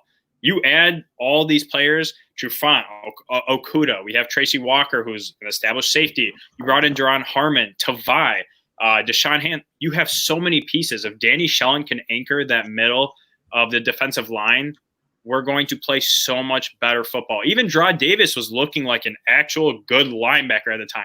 You bring in Jamie Collins, like, dude, I'm telling you. Man. Right? You're too fair. Davis, he was a good linebacker. But that's the thing, though. He was good when the D line was playing and they were playing at a high level. And if Danny Shelton can come in and help that interior of our defensive line, I think that we are going to have a very successful defense. And then on the offensive side of the ball, geez, I mean, you could go anywhere, but I want to say Hawkinson. I hope Hawkinson just balls out and we utilize him more. Okay. I think Hawkinson has a lot of talent.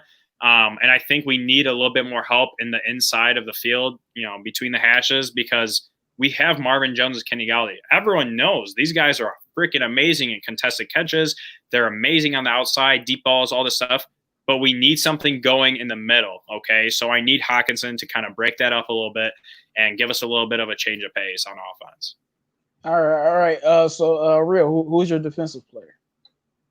I'm gonna just pick the easy answer is Jeff Okudah, man. I want to hear that Okudah is an island. I want to hear that he's the next Darrelle Revis or something, and like it, because if I'm hearing that, that'll just be fantastic. It'll just be a relief off my chest, because to me, you picking a cornerback that high, he has to bring that value. So yeah, that'd be great to hear.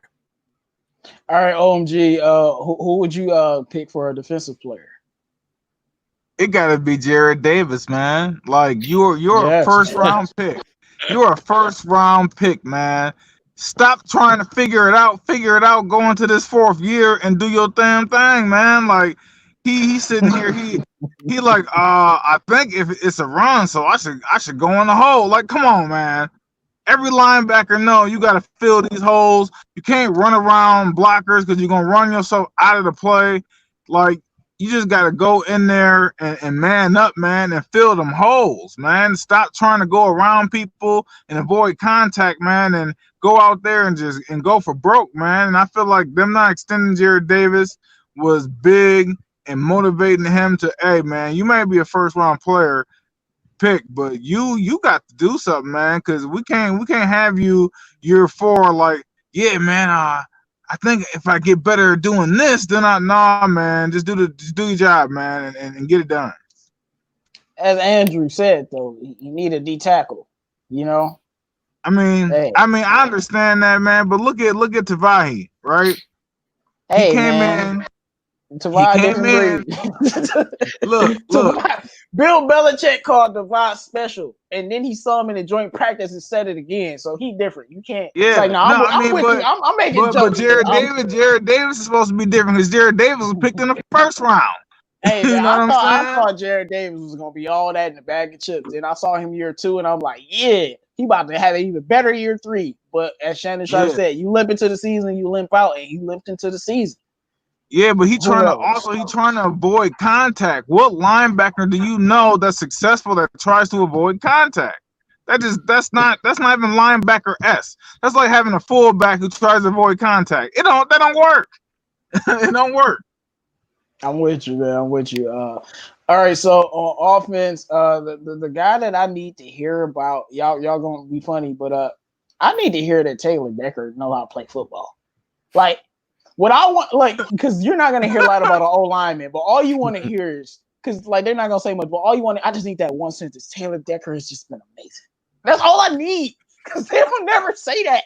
They're gonna be like, oh, he's doing well. Like, I just need to be like, Taylor Decker is looking like he need an extension, because I got one problem with Taylor Decker, Minnesota. Y'all think I'm making a joke? I'm gonna make a video to show you how many times he allowed Stafford to get sacked by one team.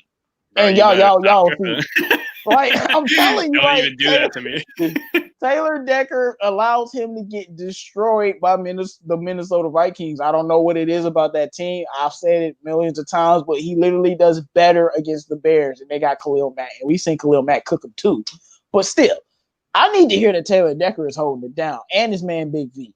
But on defense, you know who I need to hear about is somebody that we've been really, really high on. I need to hear that Deron Harmon is living up to what we think he can be, because we need that other safety, and we don't need him to be just a guy. We need him to be very good, because there's too much pressure on Tracy Walker back there.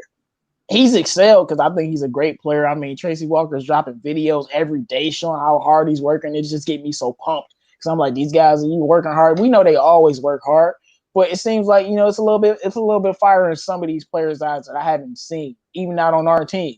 So I can see it in him right now. So, but I think that Deron Harmon has to be that guy, because he's supposed to be that free safety that's going to allow Tracy Walker to be in the box and do what he wants, and he's supposed to clean up everything.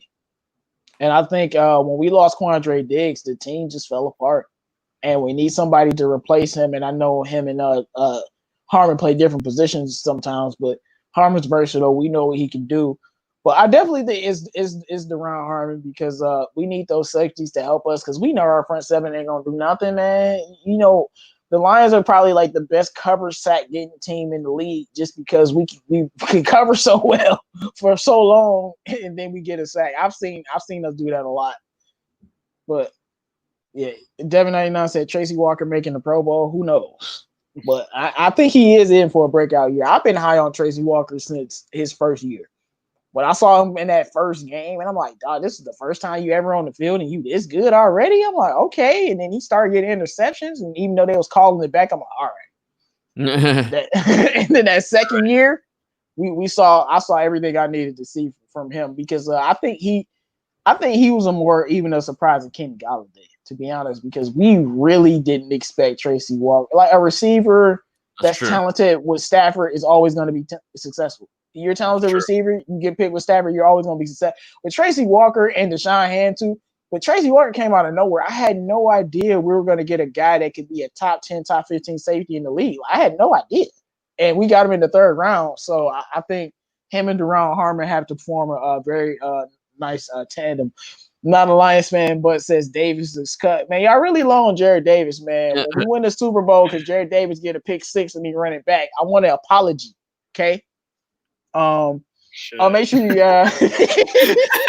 you talking about this upcoming year, bro? Because if he doesn't have a good season, he's gone, bro. Like, I don't know what you're talking about, pick 6. I said when. I didn't give a time frame. I said when. Bro, this is the time frame. He's got 1 year left. Hey, man, I know he got 1 year left, but hey, when he do that, we gonna be like, what would we do without Jared Davis? Like, we're gonna draft a new Davis. Right. No, but Luke G just had a question about that. You guys, if you have any questions in the chat, make sure you drop them. He said who they replacing Davis with, and he said they didn't take Simmons. That's another reason why I want to take Simmons because our linebacking core is weak. Yeah, what do you think about this, Andrew? Who are they gonna replace Davis with if he is playing well? You think we just take another linebacker? Look, it's a good one of two ways. Right. I mean, you can put Ragland in. Honestly, you can put Ragland in and bring in another cornerback or something, or bring in a 3 safety set. There's a lot of things you can do to take Davis out of the game. You know, you have Tafai, you have Jamie Collins. Those are 2 linebackers, right? You have Okwara now. Like, there's a lot of different things you can do scheme-wise to fix, Davis not being on the team. Or you can go out with your first-round pick, and I cannot think of his name for the life of me, but there's this linebacker that was amazing, absolutely amazing this past year in college. And he's projected to go like top 10 this year. So I'm hoping we miss out on him because I'm hoping we have a higher record than that. But there's a lot of things you can do, and that 3 safety set was one of our most effective defenses we've had in the past 10 years. So I would love to bring that back if we could. And that would kind of take the pressure off our linebacker core because we wouldn't have 3 linebackers, in the set at that point. Well, you can't always have a 3 safety set. Yeah, but that's rare. Yeah, but then if you brought Ragland in have, for the first 2 downs, you can bring in that extra DB though. You could just literally, it's Tavai and Collins out there are the only linebacker, and then you just bring in all DBs. I know that sounds crazy, but we got the personnel to do that. And then the fact that's why, even though I'm upset at some things, that's why I'm glad we still have Obrien because he can play in the slot, and he was good outside, but he was really good in the slot. That's where he intercepted Aaron Rodgers. So he can play in the slot and he can play outside. So you want to bring the extra DB on. Now you can do stuff with him and Justin Coleman. But that was a good question. Okay, make sure you guys drop your questions and like the video if you haven't already. Let's see. So we got Sports Today. He says, do you think Hockenson will have a 1,000-yard season? And then he also says Galladay and Hawk 1,000 yards, question mark? Galladay and Hawk together? Yeah. Hockenson? No. Man, there's no way Hockenson's having a 1,000-yard season. Yeah, I'm telling you, man. Real is wrong. Hockenson's having a 1,000-yard season. Maybe if they extend the season by like 5 more games. I'm going to tell you why. Just like with that guy that I don't even want to mention that we were talking about last week, and we were saying they force-fed him the ball. I'm telling you, they going to throw the ball to Hockenson a lot. And I think they're trying to make a transition to make him the second, leading threat on this team. And, Marvin Jones and Amendola are going to get less targets. But I think 1,000 yards is not that crazy if he's the second leading receiver. I don't know if he'll be because we got Marvin Jones, but I think that's the way that they're going to go. I think they're going to throw the ball to him all day and all night. All right, let's make a bet. Right. I have a really hard time believing. I don't even care what tight end it is. It's rare for a tight end to crack 1,000 yards, let alone when you have a number one receiver and running back. Special tight ends do it. I'm thinking about all Travis Kelce do is have 1,000 yards. Like he wake out of his sleep and get he's literally leads all tight ends in NFL history most 1,000-yard seasons. And George Kittle. But I mean, only reason he wouldn't have 1,000 yards is because we spreading the ball around too much. And that's the only reason. That's a thing though. Is like you said, Hawkinson was good last year, right? And given Stafford's hurt, Hawkinson hurt, but we didn't give Hawkinson 10 targets a game like Kelce gets, and that's the only way he's going to hit 1,000 yards is if he gets targets to actually increase his production. Well, that's what I'm talking about, changing the philosophy, and I think it's going to be a switch. Kelce's getting those targets because Kelce's the guy. Okay, what do you mean? Why change the philosophy? Look. Marvin Jones he's not on contract. Hawkinson him and Galladay have to be the guy, and the NFL is different. You're saying next year? We're talking about this year. Marvin Jones is going to play. No, I'm saying that he's not going to be here after this year, so you have to start making Hawkinson the guy now. Oh, yeah. Maybe next year, but not this year, man. No. Why would you change something that's not broken? The offense was so fantastic. We just talked about how Stafford was killing it. The offense was broken, man, because we didn't have no tight ends. No, we had no running game. The tight end did not effing matter. Bro, the real problem is just where do you expect Hawkinson to get all these targets from? We're bringing back Danny Amendola's production. Because we're bringing back it from. I keep saying it. I think they're gonna when Jimmy Graham got there, his first year, they were like, okay, you didn't use Jimmy Graham enough. But that second year, Darrell Bevel threw, and of course they don't got our weapons, but they had Doug Baldwin, a number one caliber receiver. So how many yards did he have that year? Because I know his first year was not as good as his second year. I could go look it up. I promise you that. But hey man, is Jimmy Graham at 30-something years old? Hawkinson right now, he wasn't he was leaving his prime. Bro, no. Jimmy Graham was 4 years into his career, bro. He was Jimmy Graham played 5 years with New Orleans. Yeah, with the Saints. Yeah, he played 5 years in his prime. He played 5 years. I mean. I don't know. You're wrong, bro. I'm sorry. I love you, bro, but you're wrong. No, I'm looking at it right now. He was 29. He was 29. That's not prime necessarily. Bro, you're playing with Russell Wilson, bro. No, Russell okay, so Wilson's he had quarterback. He had 923 yards and 6 touchdowns. So I think it's definitely possible if they figure to make that philosophy switch, because if they're not invested in Marvin Jones, I think they're going to switch it up a little bit. And honestly, I've said this before, but I don't even want Amendola getting targets, and I wish he wasn't on the team. Why? Because sometimes having too many weapons could not be a good thing. And I'm not saying we don't need a good slot receiver. We do, but Amendola is he get open so much that you want to throw him the ball. And that's it's kind of the same thing with Golden Tate. I said Golden Tate used to mess up our offense because he was so predictable, and he gets open, so you have to get him the ball. I think the same thing is with Amendola, and I saw it a lot. And Stafford was throwing to Dola, and I was pissed. And TJ was open, and Dola was Dola. So I just think they a lot of things gonna change, and it's about who stands. Let me just say this: I don't really give a damn if Hawkinson gets 1,000 yards, because I've seen this man block. I want to win football games. Yeah, I've seen this man block. If he's blocking instead of catching balls, great. You know what I mean? If he's just a threat and he gets a couple catches a game at clutch situations, great. You know, that's what really distinguishes him as a good player. He needs to block as well, and that's what he was drafted that high for. Of course, but if Stafford's throwing for 5,000 yards, them yards going somewhere. Make sure. Hey, I know y'all not gonna like this, but what if Amendola had 1,000 yards? I don't care. I don't see why that matters. 1,000 yards is 1,000 yards. As long as winning. It matters, man. No, it doesn't. Of course, winning matters above all, but other things matter as well. Like, if I hear another Kenny Galladay led the league in touchdowns from myself, I'm gonna get tired of it. So it matters. Dude, Marvin Hall could lead the team in targets, and I wouldn't care as long as we're winning or as long as our offense is putting up what they're putting up. Well, that's a cop out. As long as we're good, I don't care. Come on, man.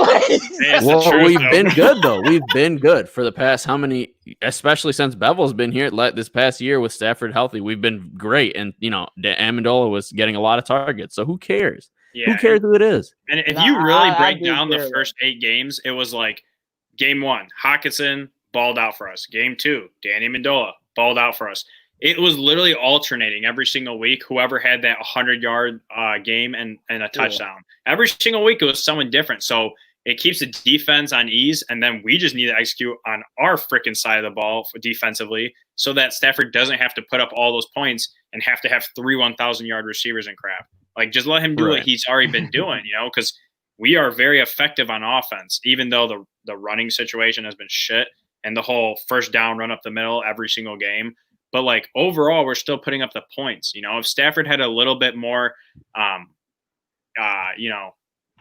just ease on the defensive side of the ball, and he didn't always have that other team creeping up on us nonstop, it'd be easier to play the game. Instead, you're constantly put in a situation where it's like, I got to perform and I need to be perfect every single time, because if I throw one interception or we get one turnover on downs, we're going to lose the game.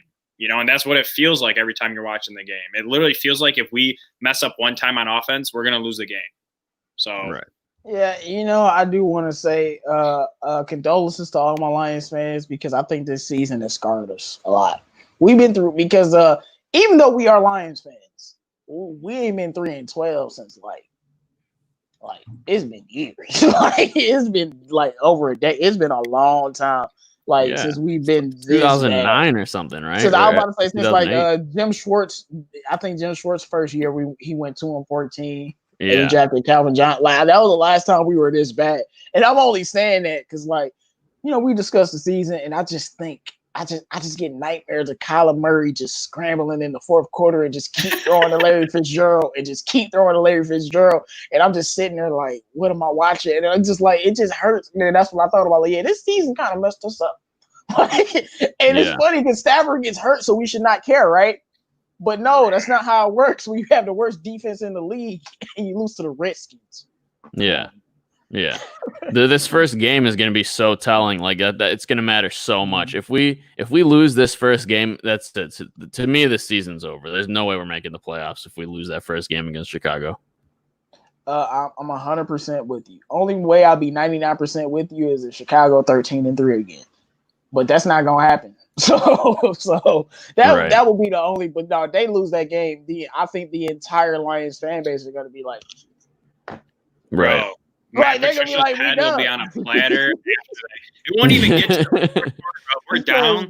We're down in that game. I promise you, everyone's gonna be chanting, Patricia needs to be fired, Bob Quinn needs to be fired, because you cannot lose to the Bears week 1 after all this has happened, after you invested all this money in free agency, all this stuff. You lose to the Bears, bro. I guarantee you they're getting fired before the season ends. You need to go out there and beat them by at least 2 touchdowns. Yeah, I mean, I had the same. I mean, like me and Luke, after that Arizona game, we lost it. We were like, fire Patricia, season is done. We weren't feeling too well. And after we calmed down, we were like, yeah, we'll go in there and we'll beat the Chargers. But that Arizona game, how like, I've seen a lot of Lions meltdowns, but have y'all 17 point? Like, and it wasn't like a full fourth quarter. It was like 7 minutes. Like, we had scored in the quarter. And they're like, phew. So I understand, but that's why Matt Patricia is under so much scrutiny, and players just saying you ain't nothing because you have things like that happening. But we not gonna harp on that. We gonna try to focus on some type of positivity, man. But if you coming in, make sure you guys like the video, and if you don't have any more questions, we will do the final thoughts. But I just feel like, man, with the season and the way that everything is, if we don't nail training camp down, we're going to be looking like a scrub team, and we're going to have a lot of injuries. And honestly, I don't care what those other teams do. We need to be the best training camp team in the history of training camp. Right. You know what, though, J-Mo? Like, I don't even think training camp is all that, man. Like, a lot of these guys, like, we don't have that. Yeah, but we don't have that much turnover in terms of our offense. So, like, our offense is still going to be clicking, and that's what we had going for us last season. And then you figure on defense, a lot of those guys already know the system and stuff. So, like, I don't think training camp is as important as people think it is right now. And then also, you got to figure we've had a lot of injuries early in the year, in the last couple of years. A lot of people with ankle injuries, knee injuries, shoulder injuries, all this crap. So for them to just come and be fresh week one, yeah, they're not, season ready, but neither is any other player in the NFL. So I'd rather my players be healthy than to not be, So at the very least, we have a leg up instead of our freaking starting middle linebacker or left tackle being hurt before the season starts. Like, that just blows, because you're walking into the season hurt instead of just hit the ground running, and there's going to be mental errors, but that's going to be across the board for every team. And I would rather have that happen than to have injuries. What's good, Bravo? Yeah, we talked about the no preseason earlier. You can rewind back to see that. But yeah, Andrew, I ain't buying it. Maybe if we wasn't in a COVID year, I mean, our rookies don't even have mini camp. It's kind of like, this is the way I feel about it. The teams who play the best in training camp, week one, they're going to be the ones winning. That's the way I feel. And especially teams like us and the Bears, where there's not that much margin and who's a better football team, especially when it comes to rosters.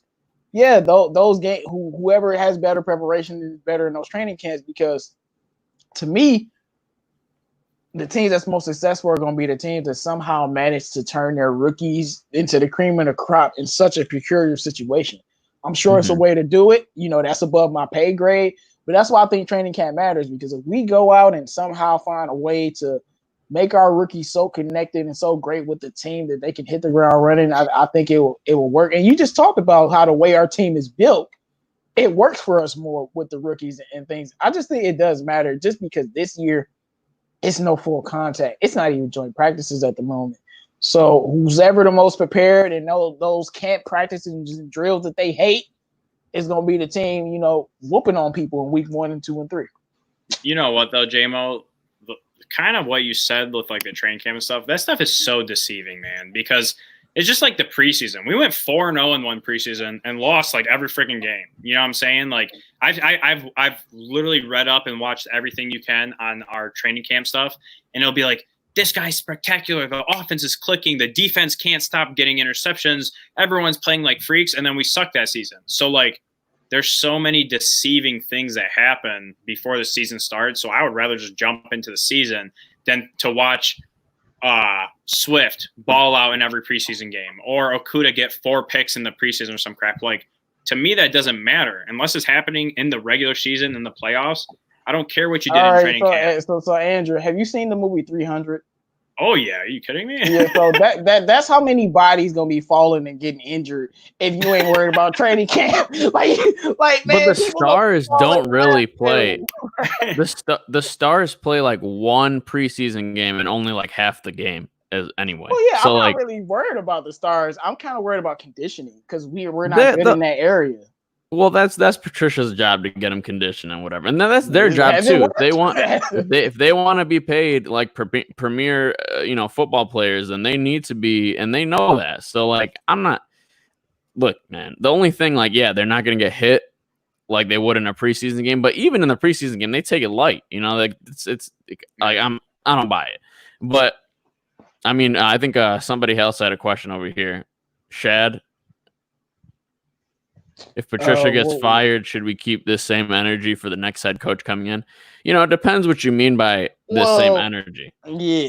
See, so Shad, you were here. If you listen to the last show, I was harping home. The only reason I'm even upset with Patricia is the fact that you were brought in to take us to the promised land, and you took us to the opposite of the promised land. Like it's hell over here.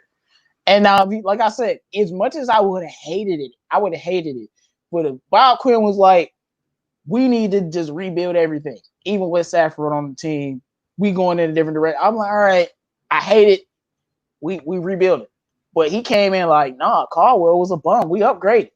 And it wasn't an upgrade. And so that's why with the new coach coming in, it's like, well, he's probably gonna be coming in to rebuild. So I can't like when Jim Schwartz got here, we wasn't on Jim Schwartz the first 2 years. Even year 3, we were surprised by the success we had. We were like, wow, we went to the playoffs, a miracle.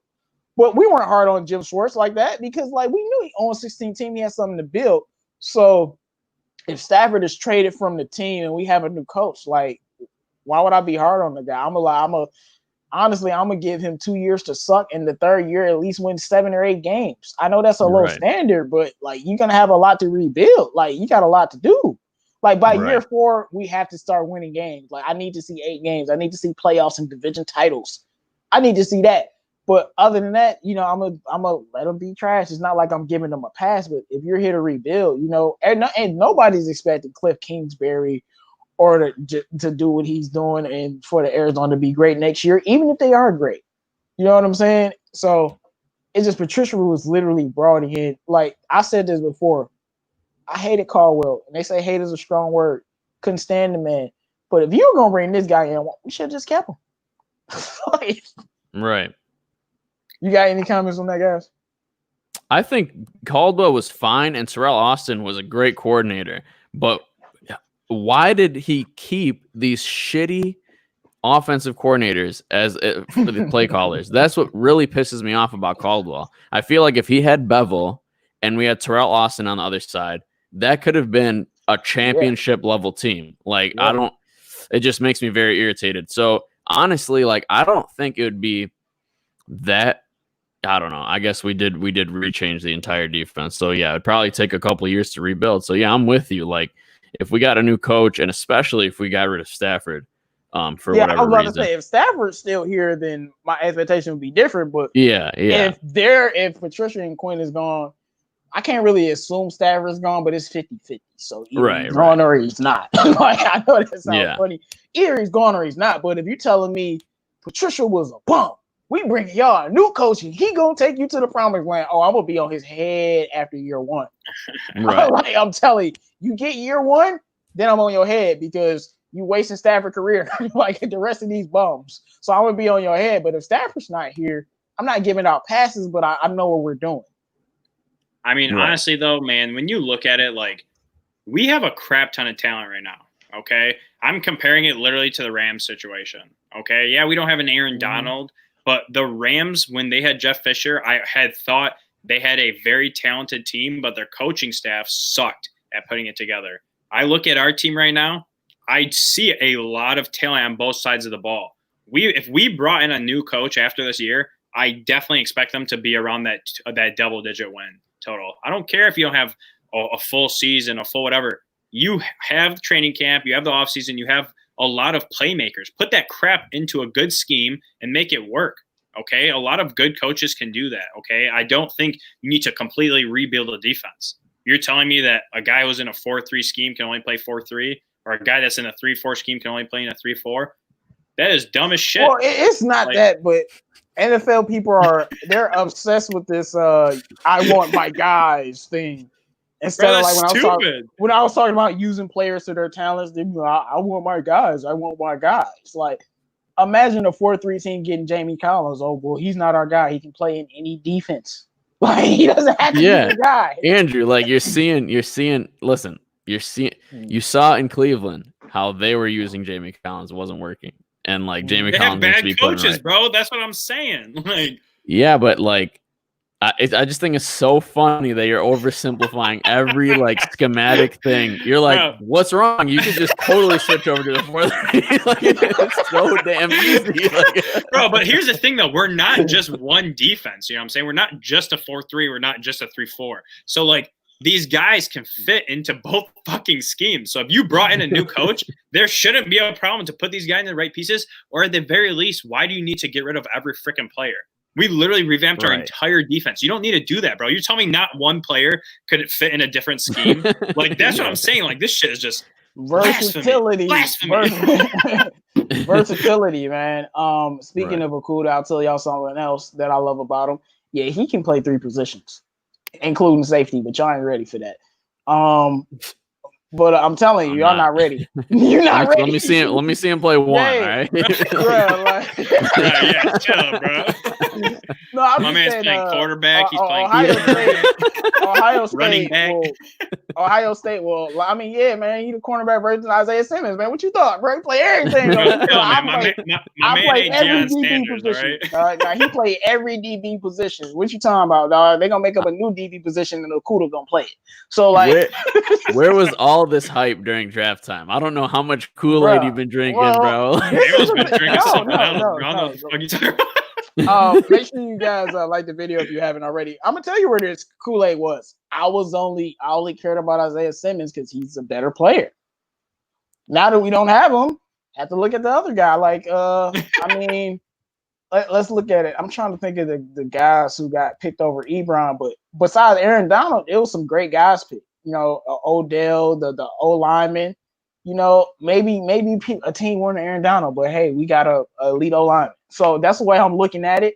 And even though we didn't get Simmons, I think Okuda's the real deal. Like I said, the more tape I look, the more happier I get, man. Like, if he's not a good football player, I'm blaming our coaches. Like, there's no way. Like, there's no way. But, you know, with the Lions, anything is possible. I mean, we can turn the greatest running back ever to retirement. So, you know. I want to see going into this season for Okuda. I want to see them throw him at Devontae Adams, throw him at Adam Thielen or whoever you're going up against. Throw him at Allen Robinson. I want him to shut down the best guy on their team and put him on an island. What's true font for then? If you're gonna just be like, all right, Okuda, go get burnt, dude. You don't draft somebody number 3 overall.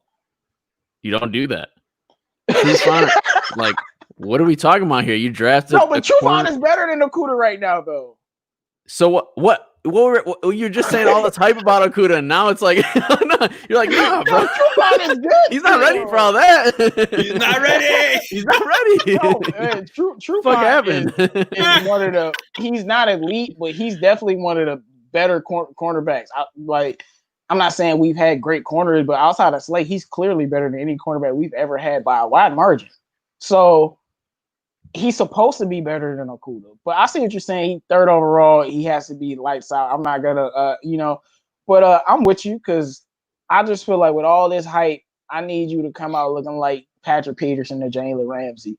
But with this, pandemic, it's like no rookie training camp, no this, no that, and I'm not building excuses, but I just understand. I can just understand certain things. It's not about building excuses.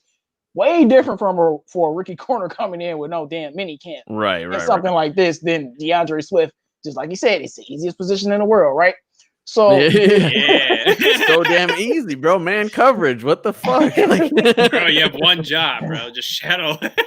Right, one job. As Deion used to say, man, I could just come off a plane and cover. Like, you just tell me I got him, and that's all.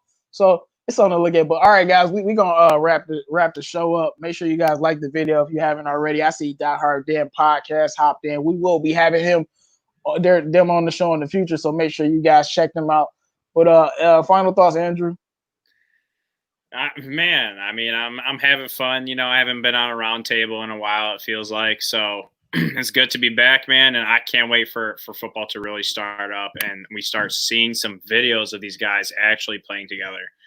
So stay tuned. We'll be, man, between all of the channels on the DSA, we're going to be coming out videos like crazy. Me and Real, as soon as August hits, I'm sure we're going to be dropping fantasy football stuff left and right, man. So stay tuned for that. Hop on our channel if you're a fantasy football player. All right, and real Detroit Lions fans, make sure you guys subscribe if you haven't already. Final thoughts, man? Yeah. It was a great show. It was cool to show our faces. Sad that Man Beast had some technical problems, but it's all good. You mean Cleveland Browns, son? What? Bro, if you don't watch the Cleveland show, go watch it and then listen to Man Beast's voice. I'm telling you, this man sounds just like the character. Like, you gonna make me go watch it now. Yeah. I'm telling you, bro, watch it. All right, but anyway, it was a great show. Awesome. Thanks to everybody in the chat for rocking with us all night. It's been great. Again, you got to subscribe to all of us, in order to get the roundtable because we switch off who hosts, and it's all of us are a team. So this DSA is a really good community. So subscribe to everybody in the DSA, but definitely subscribe to JMO. you want to subscribe to him because, you know, he's trying to get to that 1,000 mark, and you want to be here to say that you were here before he was 1,000. You were a day one subscriber. So come on, subscribe to J-Mo, and definitely subscribe to us if you are a real Detroit Lions fan and want to hang out and talk to other real Detroit Lions fans and talk some football. All right, and make sure you guys subscribe to Man Beast Morris and OMG Its Lions Talk. Definitely thank Man Beast for joining the show. He was on for about an hour and a half, so you know, before technical difficulties ruined it, we had a good conversation. Shout out to all the people in the chat that pulled up. I see Nomus J TV is in the building. What's good, Nom? And I just want to say to anybody that want to dislike the video, as Rachel said, just don't stop by. Or if you want to stop by, I'll take the views because you know you put my numbers up. I love it. But shout out to all of the 40 likes that we did get, the people who appreciate everything that we continue to try to build. We're just trying to give y'all that great content, have some fun because life is hard. It's a lot of crazy stuff going on, and we do need distractions. So football season, get it together. Let's get an actual damn plan because I haven't heard one. And as always, sign Kenny Galladay before I lose my damn mind. Like, for real. I'm getting scared now. They got 3 weeks. Because in August, he better be signed. Like, or I'm going to really start annoying y'all with this. Like, for real. Like, sign Kenny Galladay. Because I'm almost feeling like if they don't sign this man, I'm feeling like Luke might be right. They might try to wait. They don't sign this man. They're going to wait, man. Y'all going to see me upset every day. Every time Kenny do something, I'm overrated. Did you see that by Quinn? 2 touchdowns, $150. No, but look, before I end the show, this is what I'm afraid of, guys, and I want you guys to listen to this. I'm afraid that Kenny Galladay is going to ball out of his mind if we don't pay him, and we're not going to pay him, and we're going to trade him. And I'm going to be hurt because that's probably like they did Stephon Diggs. And why the hell would you do that? 3rd round, and he's a top 10 receiver, but Patriots way, they only play DBs. You know what I'm saying? So what can we get for him, you think? Oh no, we could get a haul. It's Kenny Galladay. Like Stephon Diggs got like. I knew you was gonna do that. Sounds pretty good. I mean, like Stephon Diggs got like a first round and a 4th. I mean, no, for Kenny Galladay, my thing is it's not like the return wouldn't be good, but my thing is when you got a homegrown guy that's talented, why not, bag him up and keep him with the team? But of course, we gonna get it's Kenny Galladay. We gonna get something. So, but we shouldn't have to go that route. You know what I'm saying? But if you're a Stafford lover, you'd be like, we don't need Kenny Galladay. And trade him. So right. Well, man, but shout out to all our Lions, man. Right, like we about to start screaming, you like trade or pay. That's what we gonna start saying. Trade or pay. Trade them or you pay them. Like that's all you got. But shout out to all my Lions fans, man. This is a great show, y'all. We out.